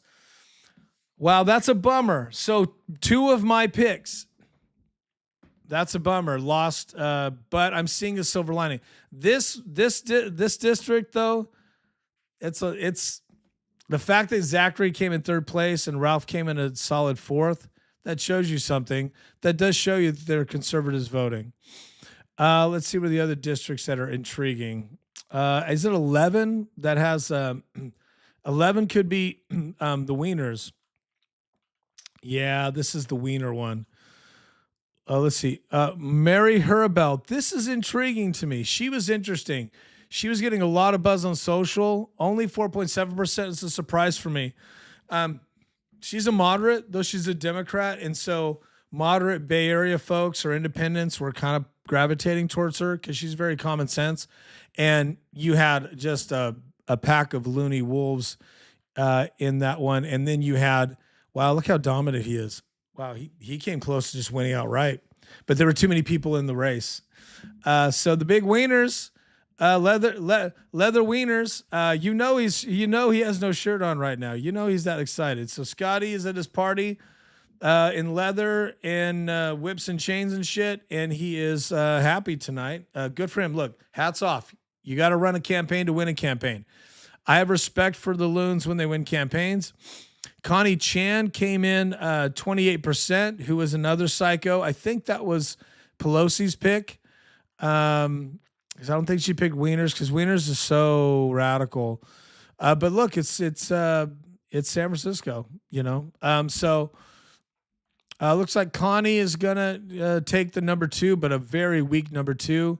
It's pretty much a lock for the wiener unless Connie can pull all those other people over. But she's just too. She's too psycho blue. And I think the problem when you get 2 psychos, all the other psychos that are voting gravitate towards the biggest psycho, which is the Weens. Big wieners. Hats off to the wieners. Let's see here. What other? I'm actually so surprised that I lost power and was still streaming. Let's see here. Let's look at X. Let's look at X right now. So Marie Harabel for Congress. I just talked about her. I'm very intrigued by her. I may try to interview her. I didn't get it. I wanted to interview her on the podcast, but I had all these competing interests, and I just couldn't get a chance to make it happen. And I didn't actually reach out to her because it is surprising sometimes. Like I'll reach out to people and I'll be like, oh, they're going to blow me off. And they respond really fast. I'm like, oh, I have this. We're doing this. So I wanted to be prepared. I had some interviews already out there. I didn't want to double myself up, but let's see. She has a nice little speech here she's giving, but we'll go to X maybe and hear it later on. Okay. So there's a lot of Dems that are drunk LA voters. Oh, okay. This is interesting. We got Spencer. We haven't talked about Spencer Pratt. Let's see. Okay, so L.A. Eric Swalwell. Okay, let's see. I have all these things I could say. You know what I should probably do? Oh, Steve Hilton. Election night, Huntington Beach. They're excited. Let's see here. Let's see what. This is what NBC is saying. Such a flood of Democratic ballots coming in after being tabulated after election night.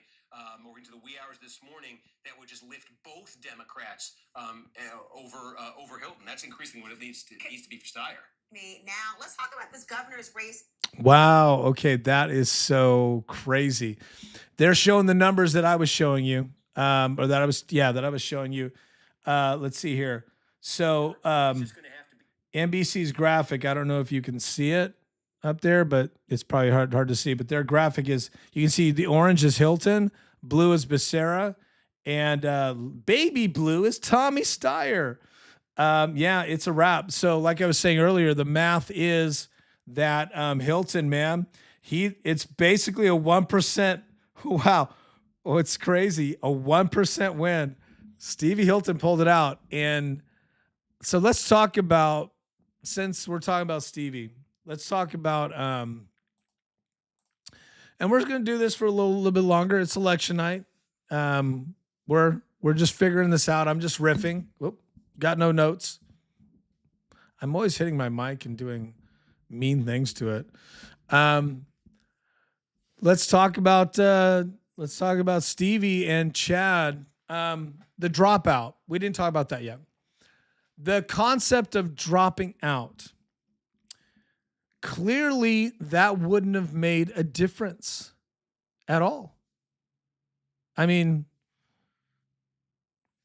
Hilton won. Number one by 1%. I am not saying that Chad voters didn't break off for Hilton today. And that 1% probably did break off. I know people that did break off. Like I said earlier, I know people that yesterday were Chad. Hear me out.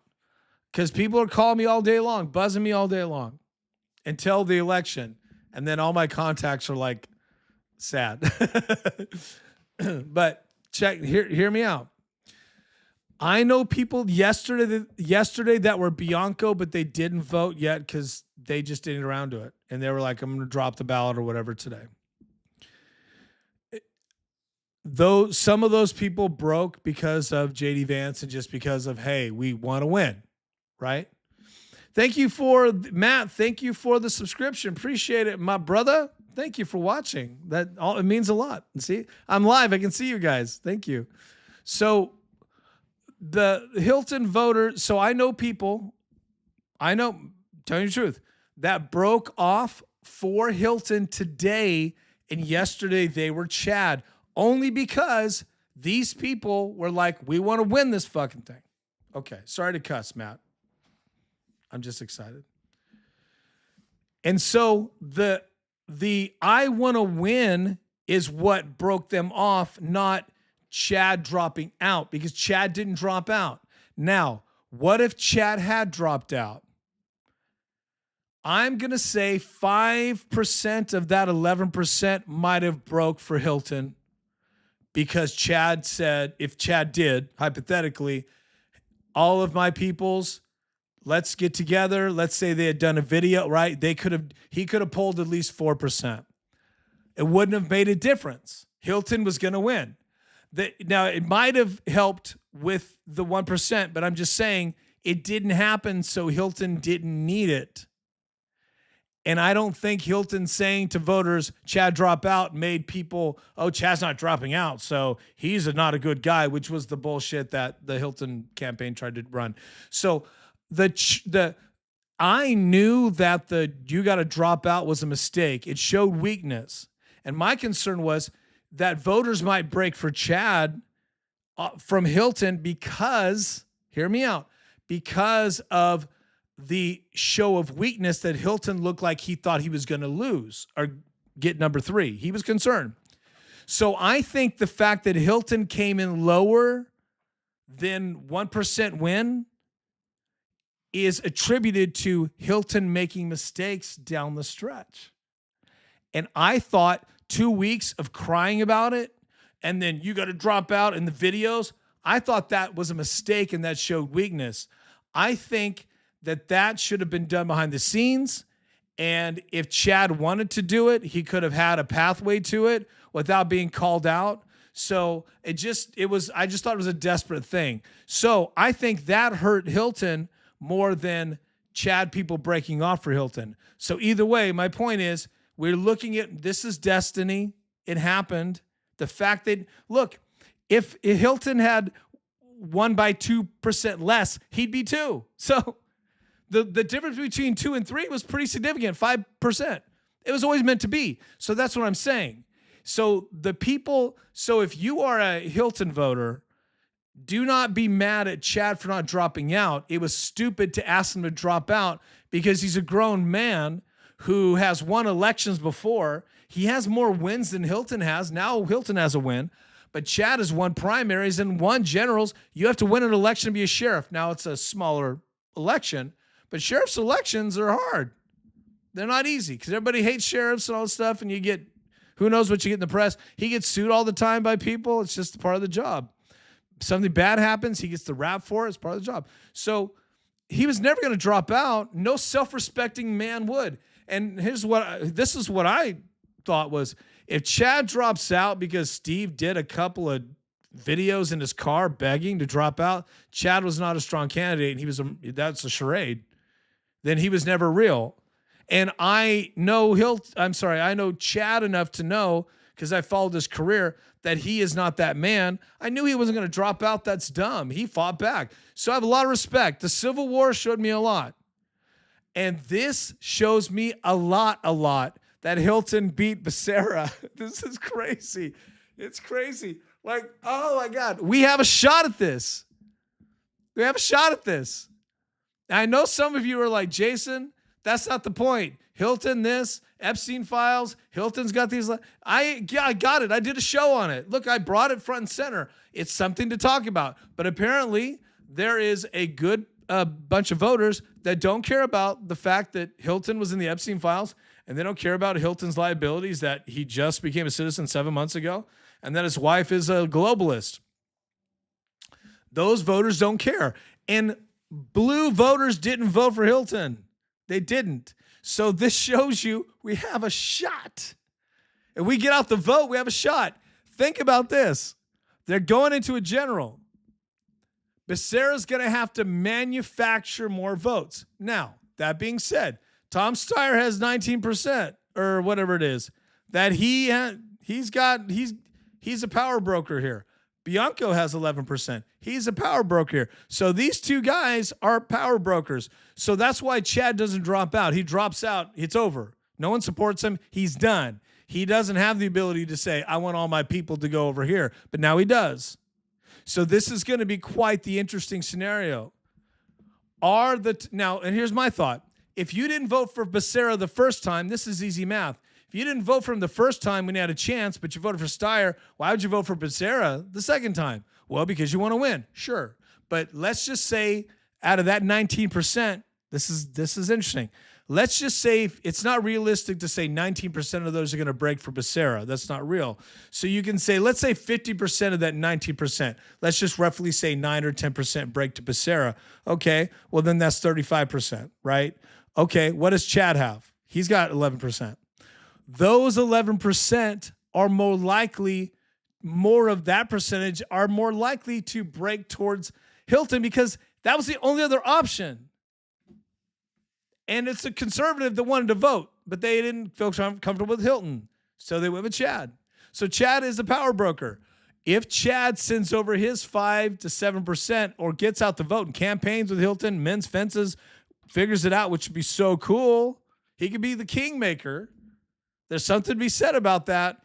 And if that goes over to Hilton's 26%, you put him at 30. Like, this is a Game of Thrones. This is real, man. The numbers could support a Republican win.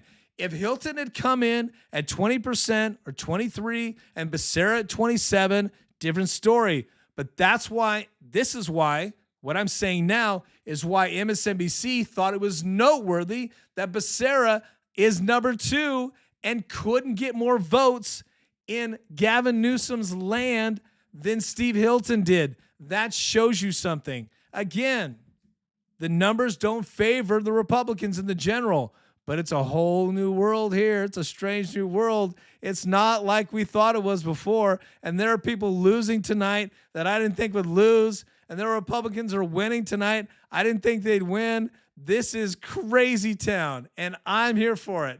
This is so much fun. Guys, you're amazing. My name is Jason J. Daniel. We're live streaming. We're just going over the results.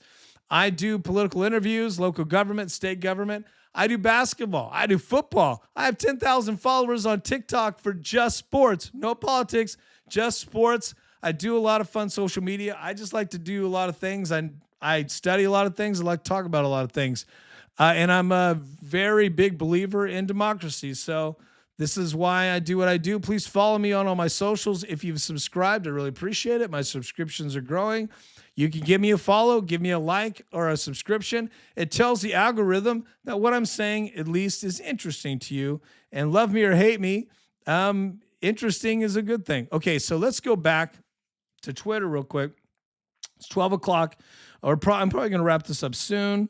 Let's see here. Who is losing here? Okay, so Izzy, Gavin Newsom's warthog, said the candidates for governor who spent the most time attacking Newsome were the first to concede. Bye. And this is being reposted by Ashley Zavala, who's incredible from Channel 3 in Sacramento. So I don't know if that means that the Democrats that turned on Newsome. But again, look, listen to what Izzy's saying. And unfortunately, Izzy gets paid, a lot of money to be an idiot and to put lies on the internet. But this is intriguing to me. They're keeping score. Gavin Newsom's keeping score. Gavin Newsom thinks he's in charge. He thinks he's a kingmaker. They're going to do dirty tricks to people behind the scenes. And yes, Becerra had the blessing of Pelosi and Gavin. And there was word on the street that the big time players in Washington, because Washington, D.C. makes a lot of these calls for these Dems, the D.C. folks finally said, yeah, Becerra, I guess he's the only one. He's boring and he can't get anything done. But I do think that that's going to be something that's going to haunt him. The game is afoot. And Becerra has a lot of liabilities, and maybe people are just Democrats and Republicans. Maybe they're just fed up with the lies and the corruption and the bullshit from Becerra. He's very seriously corrupt. Look at my graphic up here. There's a reason why he's got handcuffs. It's hard to see right there. You have to zoom in. There's a lot in that graphic, which is pretty fun, by the way. Check out the big, giant monster Democrat donkey, right? And then look at the on the other side with the Republicans, look at the elephant who's very anemic and has a drip because he's sick. That's an indication of how the GOP is in California. But man, this elephant just grew up tonight, baby. Okay, mayor's race. Susan Shelley, she's a columnist from LA Daily News. She's got the mayor's race 27 minutes ago, LA mayor's race. Now, I haven't looked at anything on this at all. I've just been so geeked about the governor. Let's check it out. She says, Los Angeles mayor's race update 30 minutes ago.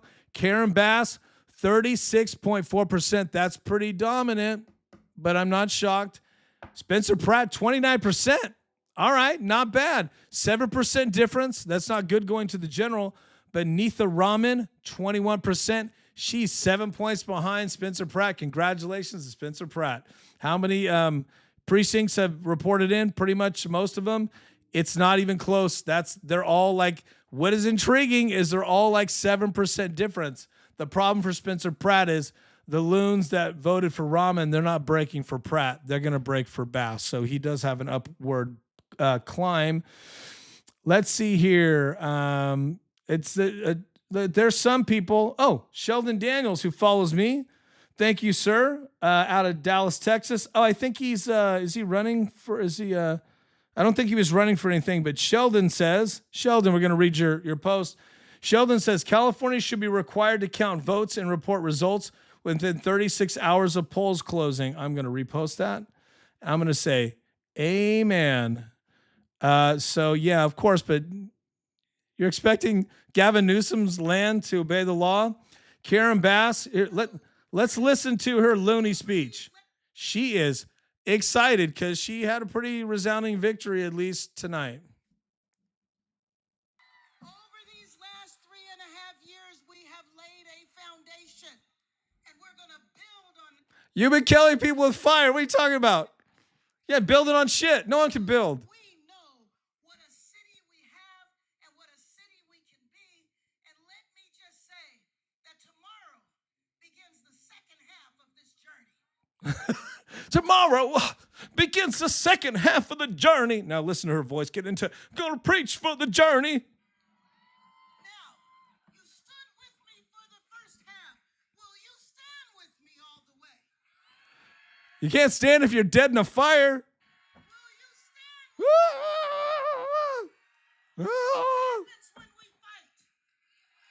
What happens when we fight? Okay, we fight.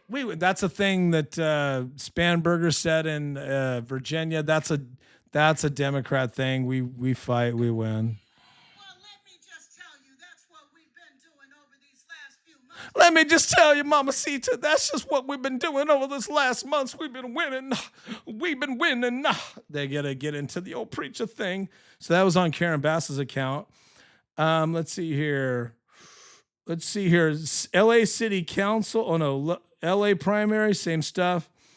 There's some people that are, let's see here. So there's some people disappointed that Spencer Pratt did not do better. Human David Himati, who is, we follow each other. So David, I'm sorry, Human David, thank you, sir. Reposting you. He said it was a pathetic turnout in LA. Unclear on that. Katie Porter concedes. Ashley posted that. Zavala. There's a YouTube link. The last thing I want to do is watch potatoes. I would like to sleep tonight. That's like watching The Shining before going and checking into a hotel in the winter. No thanks. Susan Dyer Reynolds, who she's a fave Bay Area icon. She runs the San Francisco Voice. I love that online paper. Susan, we got to do a thing, man. We're two birds of a feather. She's saying watching condescending. I love it. It's like I'm writing these things. She says, this is an hour ago. Susan Dyer Reynolds says, watching condescending Newsome sycophant AS Dem laugh at Spencer. Who is AS Dem? Oh, it's like a CNN person. She tagged him. Laugh at Spencer Pratt while not acknowledging the incompetence of his beloved incumbent Karen. Let's fiddle in Guyana while LA burns past. That's really good, Susan. Is everything that is wrong with Democrats in California. I just read this on my podcast. This was hilarious. Well said. Okay, so Tom Wolf. Tom Wolf is an interesting cat. We follow each other. Mr. Wolf, you're always welcome to come on my show. I haven't officially invited you yet because I wanted to get out of the election season and just have some time to have a fireside chat about the things that you're doing with recovery and stuff. Amazing story. He says, Sakat Piker, 3 hours ago, the carpetbagger is cooked. There's some Justins in San Francisco. That was the psycho that was running for Congress, and he was running in 11 against the big wiener and Connie Chan, two powerhouses of liberal psychoness. Let's see here. Okay, Brent Schuer, of editor-in-chief of the Daily Wire 2 hours ago, says Karen Bass's speech right now is bizarre. She's almost certainly headed to a runoff against Pratt and delivering an embarrassing not victory speech. Yeah, I just played it for you. That was pretty fun. She wasn't talking like this because Jesus has delivered me from the Spencer Pratt phenomenon. She says she's now promising to get rid of tents. She's the mayor right now. She's doing it. That is really funny. Don't you love it when the Democrats create all these problems? Then when it's time to campaign, she's like, I'm going to get rid of these problems. You just wait. The problem that I created that I've been ignoring, well, now it's a problem, but I'm going to solve it. Even though I created it, you just wait. Yeah, they don't care. That's funny. But I will say this. I disagree with Brent, and I'm going to say, I disagree. I'm doing voice texting. Karen Bass had a very resounding victory, and going into the general, she's going to get all the psycho votes that Spencer Pratt won't get. Spencer Pratt has an uphill battle. Karen Bass should feel good about herself today. She should. Let's see here. Let's see. I'll post that. Yeah, she should feel good about herself. Okay. Oh, it's 12:15. I probably should just I think we know everything we need to know by now. And thank God California got it together so we could get some results. Because having this whole thing stretch out over days and days is dumb. Let's see here. San Francisco Standard just posted 17 minutes ago, and they are the mouthpiece for psychos, but sometimes they break some good news. They have a picture of Steyer squeezing his head like he's very sad. Tom Steyer has twice tried to get into politics by plowing hundreds of millions of his own money towards the effort. By Tuesday evening, it appeared that his second step at public office may not pan out. Yeah, you're telling me, dude spent $500 million to be president or governor, and he gets rejected. So, but look, he got 19% of the vote. A lot of people didn't think he'd do that. He's a kingmaker. He's a power broker. If he takes that 19% and turns on Bera and somehow joins forces with Hilton, anything's possible in California politics. Anything's possible. And if I was Hilton, the first call I'd make is to him, because Chad has to make a deal with his voters somehow to stay relevant. Steyer, he's got something to offer. Let's see here. Man, if Kevin Kiley wins, and then 3 hours ago, Chris is some random says, if Kevin Kiley wins re-election because he faked being an independent after Newsome gerrymandered his district, I'm going to laugh all the way to the bank. He actually, he's in the runoff, I think, right? We established that. Yeah, it's crazy because the one of the biggest headlines that's coming out of this is Gavin Newsom lost. Two of his districts that he purposely gerrymandered are actually possibly going to go red. So, the Kiley's not red. He's independent, but he's going to caucus with the Republicans. That makes sense. Let's see here. Matt Mahan concedes just minutes after the polls close. California Post. Matt Mahan concedes just minutes after polls close in humiliating end. Yeah. Okay. Yeah, true. I don't know if it was humiliating. I would say it's humiliating for all the tech guys that he blew the money he blew. Like I said earlier, if you're just joining me, it never made sense to me. I thought for Mahan to get in, I thought he was half baked. I thought he still had work to do in San Jose, and now he'll stay in San Jose. He can run again for mayor. He'll win, no problem. He's super popular.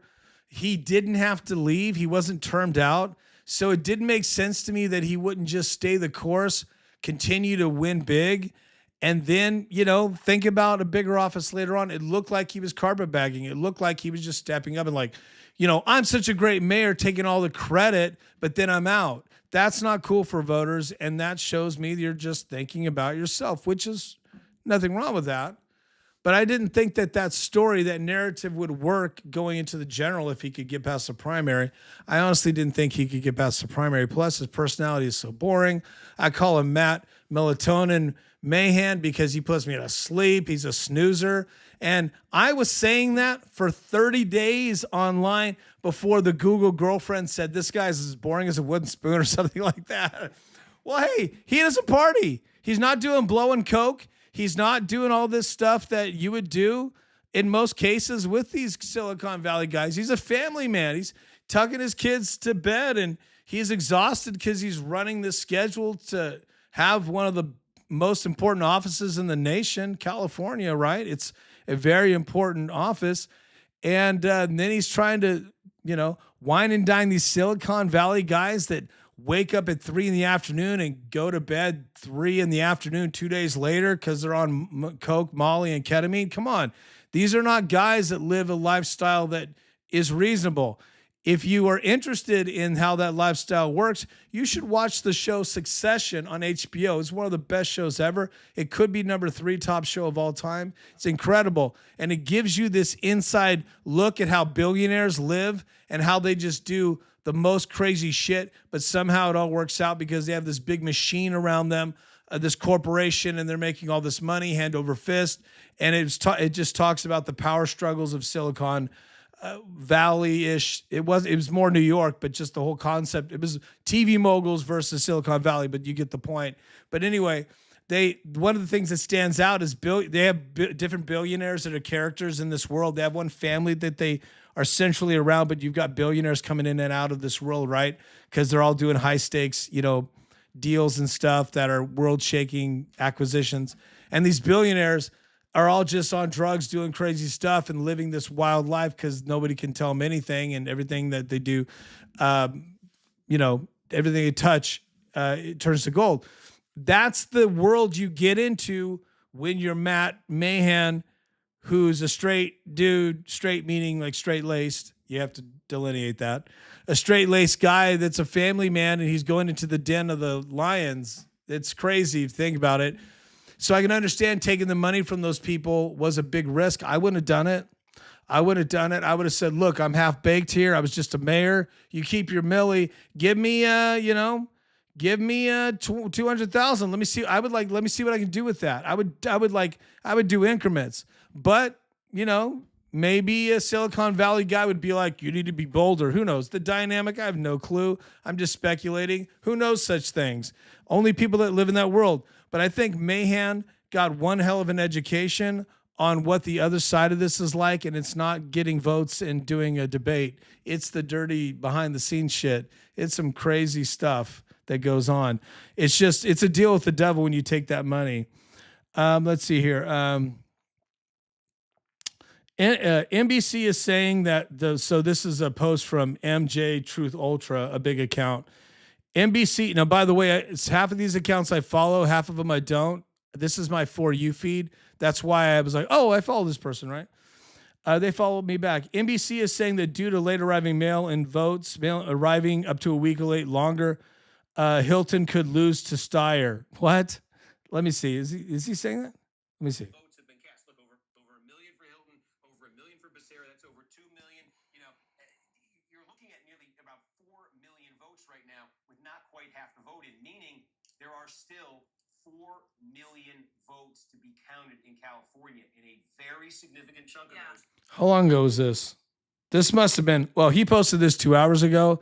So, yeah, look, it says that they have almost 80% in. That's not 4 million votes. So it's a wrap. Kentucky girl, who I don't follow, says, how could Californians vote for this deviant? And, of course, it's the big wiener. Have you ever been to San Francisco? It's not that hard if you realize that's how that works. Okay, Chad Bianco's about to So now there are people that are just hating on Bianco. I just dropped my glasses. I think a lot of those are who needs those? I think a lot of these accounts are accounts being paid for. Oh, okay. Here's a Becerra speech that somebody cut. It's a fake account. There's a lot of fake accounts. It's like power in the union, freedom for all, 80 followers, but they like have 200,000 reposts and stuff. So this is all just boosted loons. But let's listen to Becerra. Becerra sound like Dr. Evil. The underdog Oh, hold on. stayed in the fight. Here we go. Almost immediately, he's counted out. An afterthought, overlooked by many, outspent by a ton. Even called along the way to drop out and save us all the trouble. Talking about himself? Well, guess what? Guess what? The underdog stayed in the fight. The underdog stayed in the fight. Oh, man. The truth is, he could be such a bad candidate that maybe Hilton's going to walk through him. He's a bad candidate. Let's see here. Okay, Steve Hilton looking good like Schmiegel's grandpa. Oh, there's a cool picture of him. He's got a jacket. I don't know if you can see this. It's hard to see. I'll have to repost it. He's got a jacket that has the California flag in it, like has the bear. That's pretty cool. Good for him. Look, now he needs to act like he won. He needs to act like he's the governor already. He needs to be above all the Becerra stuff. Becerra's now, unfortunately, an underdog. That's how this works. You come into in the primary in a blue state. Essentially, Hilton won a huge playoff game on the road. That's what happened. Now Hilton needs to start winning some more games in this playoffs to get to the Super Bowl. And boy, is it going to be one hell of a Super Bowl. I can't even sleep thinking about it. Let's see here. John Fetterman. There's some Becerra people saying thank you to him. Tom Steyer is Caddy Grimes, who follows me. She's the editor of California Globe. It's Catty? Am I saying that right? I apologize. Thank you for the follow. I didn't know you followed me. That's awesome. We follow each other. Editor-in-chief of California Globe, which is a really fun read, by the way. She says 2 hours ago, wow, Tom Steyer is whining in his concession speech about corporate powers. He spent $200 million and he's still so tone deaf and unlikable. Bye, Felicia. Yeah, Caddy, you're right. He is unlikable, but there are 19% of these psychos that voted for him, and that's going to make a difference in the general. Susan Dyer Reynolds still attacking Wainers online. And let's see here. Oh man, people are roasting Villaragosa. Mahan's getting roasted. Let's see here. Becerra. It says Becerra's having his own watch party. I don't know how that's tone deaf. You can't look. Becerra, he's a winner tonight. He made it through, so he should be proud of himself. Potatoes.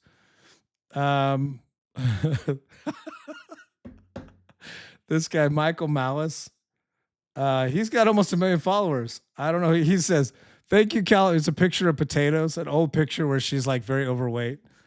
Thank you, California, for putting Katie the house porker in fifth place.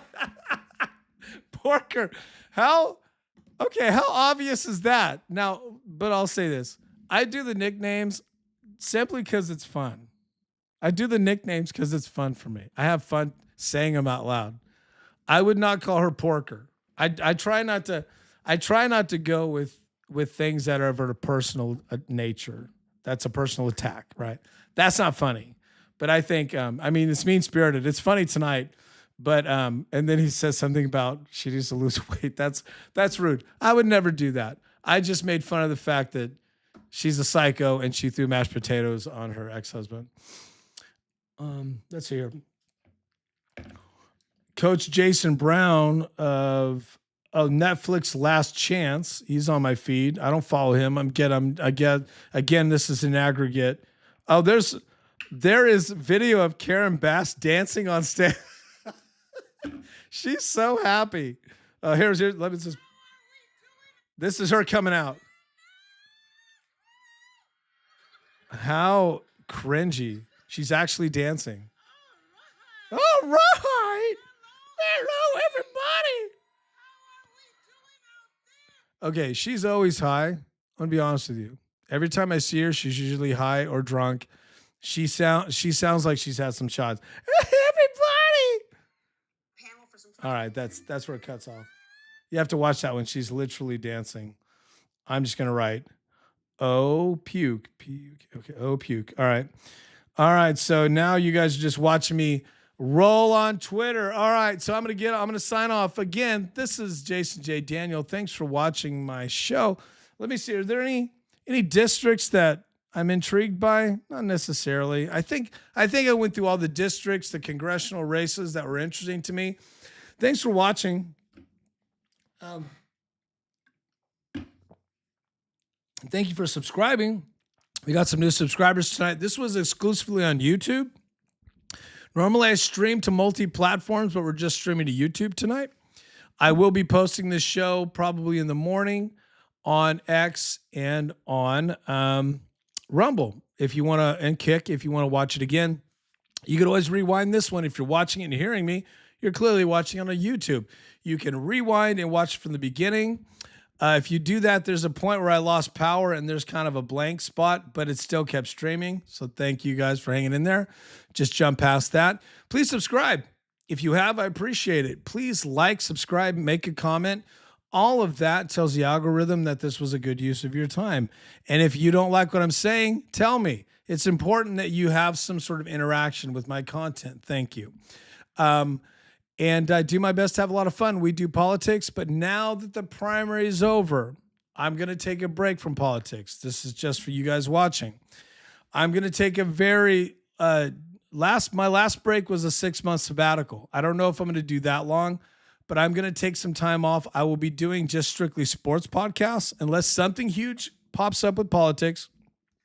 I'm going to take a break on that for about 30 days, get into the summer, and then primary season starts in August, kind of in July for people, but August, September, October, those are your hot months. So I will be popping in August, September, October. I have something I'm working on. I'm working on a project that's game changing, and I'm not sure if it's going to happen, but I've really been thinking about it, and it is in this arena. So look out for that. That could be intriguing. There's some things have to come together, and if they do, we're on. So I'll let you know. So yeah, follow me everywhere at Jason J. Daniel. There's all the socials. If you're interested in sports, we're doing a lot of Caitlin Clark and NFL. I also do combat sports TikToks, and I have a TikTok live that's pretty dope, just like this, except I stream to the platforms and then we're on TikTok live and we do sports. If you're interested in my sports archive, check it out on YouTube, and also my politics. I also do TV and movie reviews. I will be doing House of the Dragon that comes up in a few weeks. That's why I need to take a break on politics, because I'll be podcasting, but I've got sports and some cool interviews that are engaging, that are not in the political arena. And then we're going to have some TV. I have actor friends, all sorts of cool things we can do. So if you subscribe, you're getting a channel that is multifaceted. And I've got some interesting interviews, and I've been learning as I go. So you can see my progression if you keep going down. Today is the 237th show I've done in 10 years. I took a pretty long break, like a 5-year break on it. I take big breaks at times. It's weird. It's just what happens, life and all these things. And you do get burned out after doing this. It's a lot of work. It really is. But you guys watching it and following makes it worth it. And your feedback makes it worth it. And the replays and the sharing makes it worth it. And it makes me push to be better. So the more you guys watch, the more I'll be able to provide better content. It really is an ecosystem that works like that. The more engagement, the more things work out, the more I do better. And then people want to be on the show, and then the monetization makes it worth it, and we can get a better studio and stuff. So thanks for watching, guys. We've done it. We've made it. What a run. I'm exhausted. I really am. I think I've done 16, 17, maybe 20 hours of podcasts. on the primary, on top of the research, the phone calls, the things I do after the fact, the people I talk to.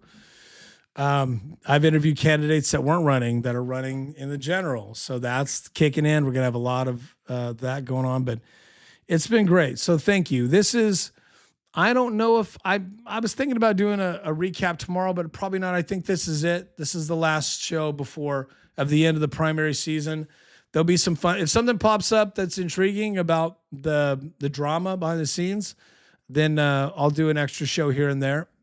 And I have some people that want to get in that are political, but we can talk about things and not worry about, a campaign. When you're doing campaign interviews and you have somebody's running for an election, it kind of puts your focus on feeding the need for them, which is great. But it does take away from the ability to kind of dig into some meaty things and kind of go outside the box, which is what I enjoy, versus always getting into the details of politics. But it's important, and I'm glad to do it. So hasta la vista, my good friends and neighbors. Keep it shaking, and vaya con Dios, go with God. Thanks for watching the Jason J. Daniels Show. And it's been a fun ride, a fun primary season. The primary is over for 2026. We now have our matchups for our main events. Our matchups are Becerra, Hilton for the governor's seat. So cool. We've got a lot of cool districts that might flip red. Gavin Newsom's redistricting is a failure, obviously a failure. Proposition 50 backfired. And California did see a mini red wave. It saw the mini red wave. I'm very happy tonight. And also I'll say, I understand to the Bianco team, the Bianco crowd, I understand your pain. I understand a lot of you are very diehard. It's disappointing. And I'm not going to ask you to be happy. It's okay to be disappointed. But when the general shows up, general election, consider how historic it will be if we can get a Republican back in the governor's seat. A Republican who said he's going to cut the sales tax, who said he's going to bring down the cost of oil and gas. He's promised some really cool things. And if we vote for him, it can happen. You don't vote for him? What's your alternative? Gavin Newsom, the legacy of Gavin, ruining your life. Becerra, talking like Smithers from the Simpsons, getting nothing done, but having all his crooked buddies continue to do crooked things. Becerra's friends are all crooked and going to prison. And he's number 2 in the primary in California. Think about that. That shows you something. But it also shows you there's an opportunity. There are people across all spectrums who don't believe in that stuff, and they believe in freedom, not Armageddon. So the answer to my question tonight, will we be looking at freedom tonight or California Armageddon? Baby, we're looking at some red freedom. Wish I could crack open a can of red freedom and drink me some Republican victory tonight. I'm pretty happy about that. I'm just happy in general that we have a Republican who has a shot. Sometimes all you need is a shot. God bless.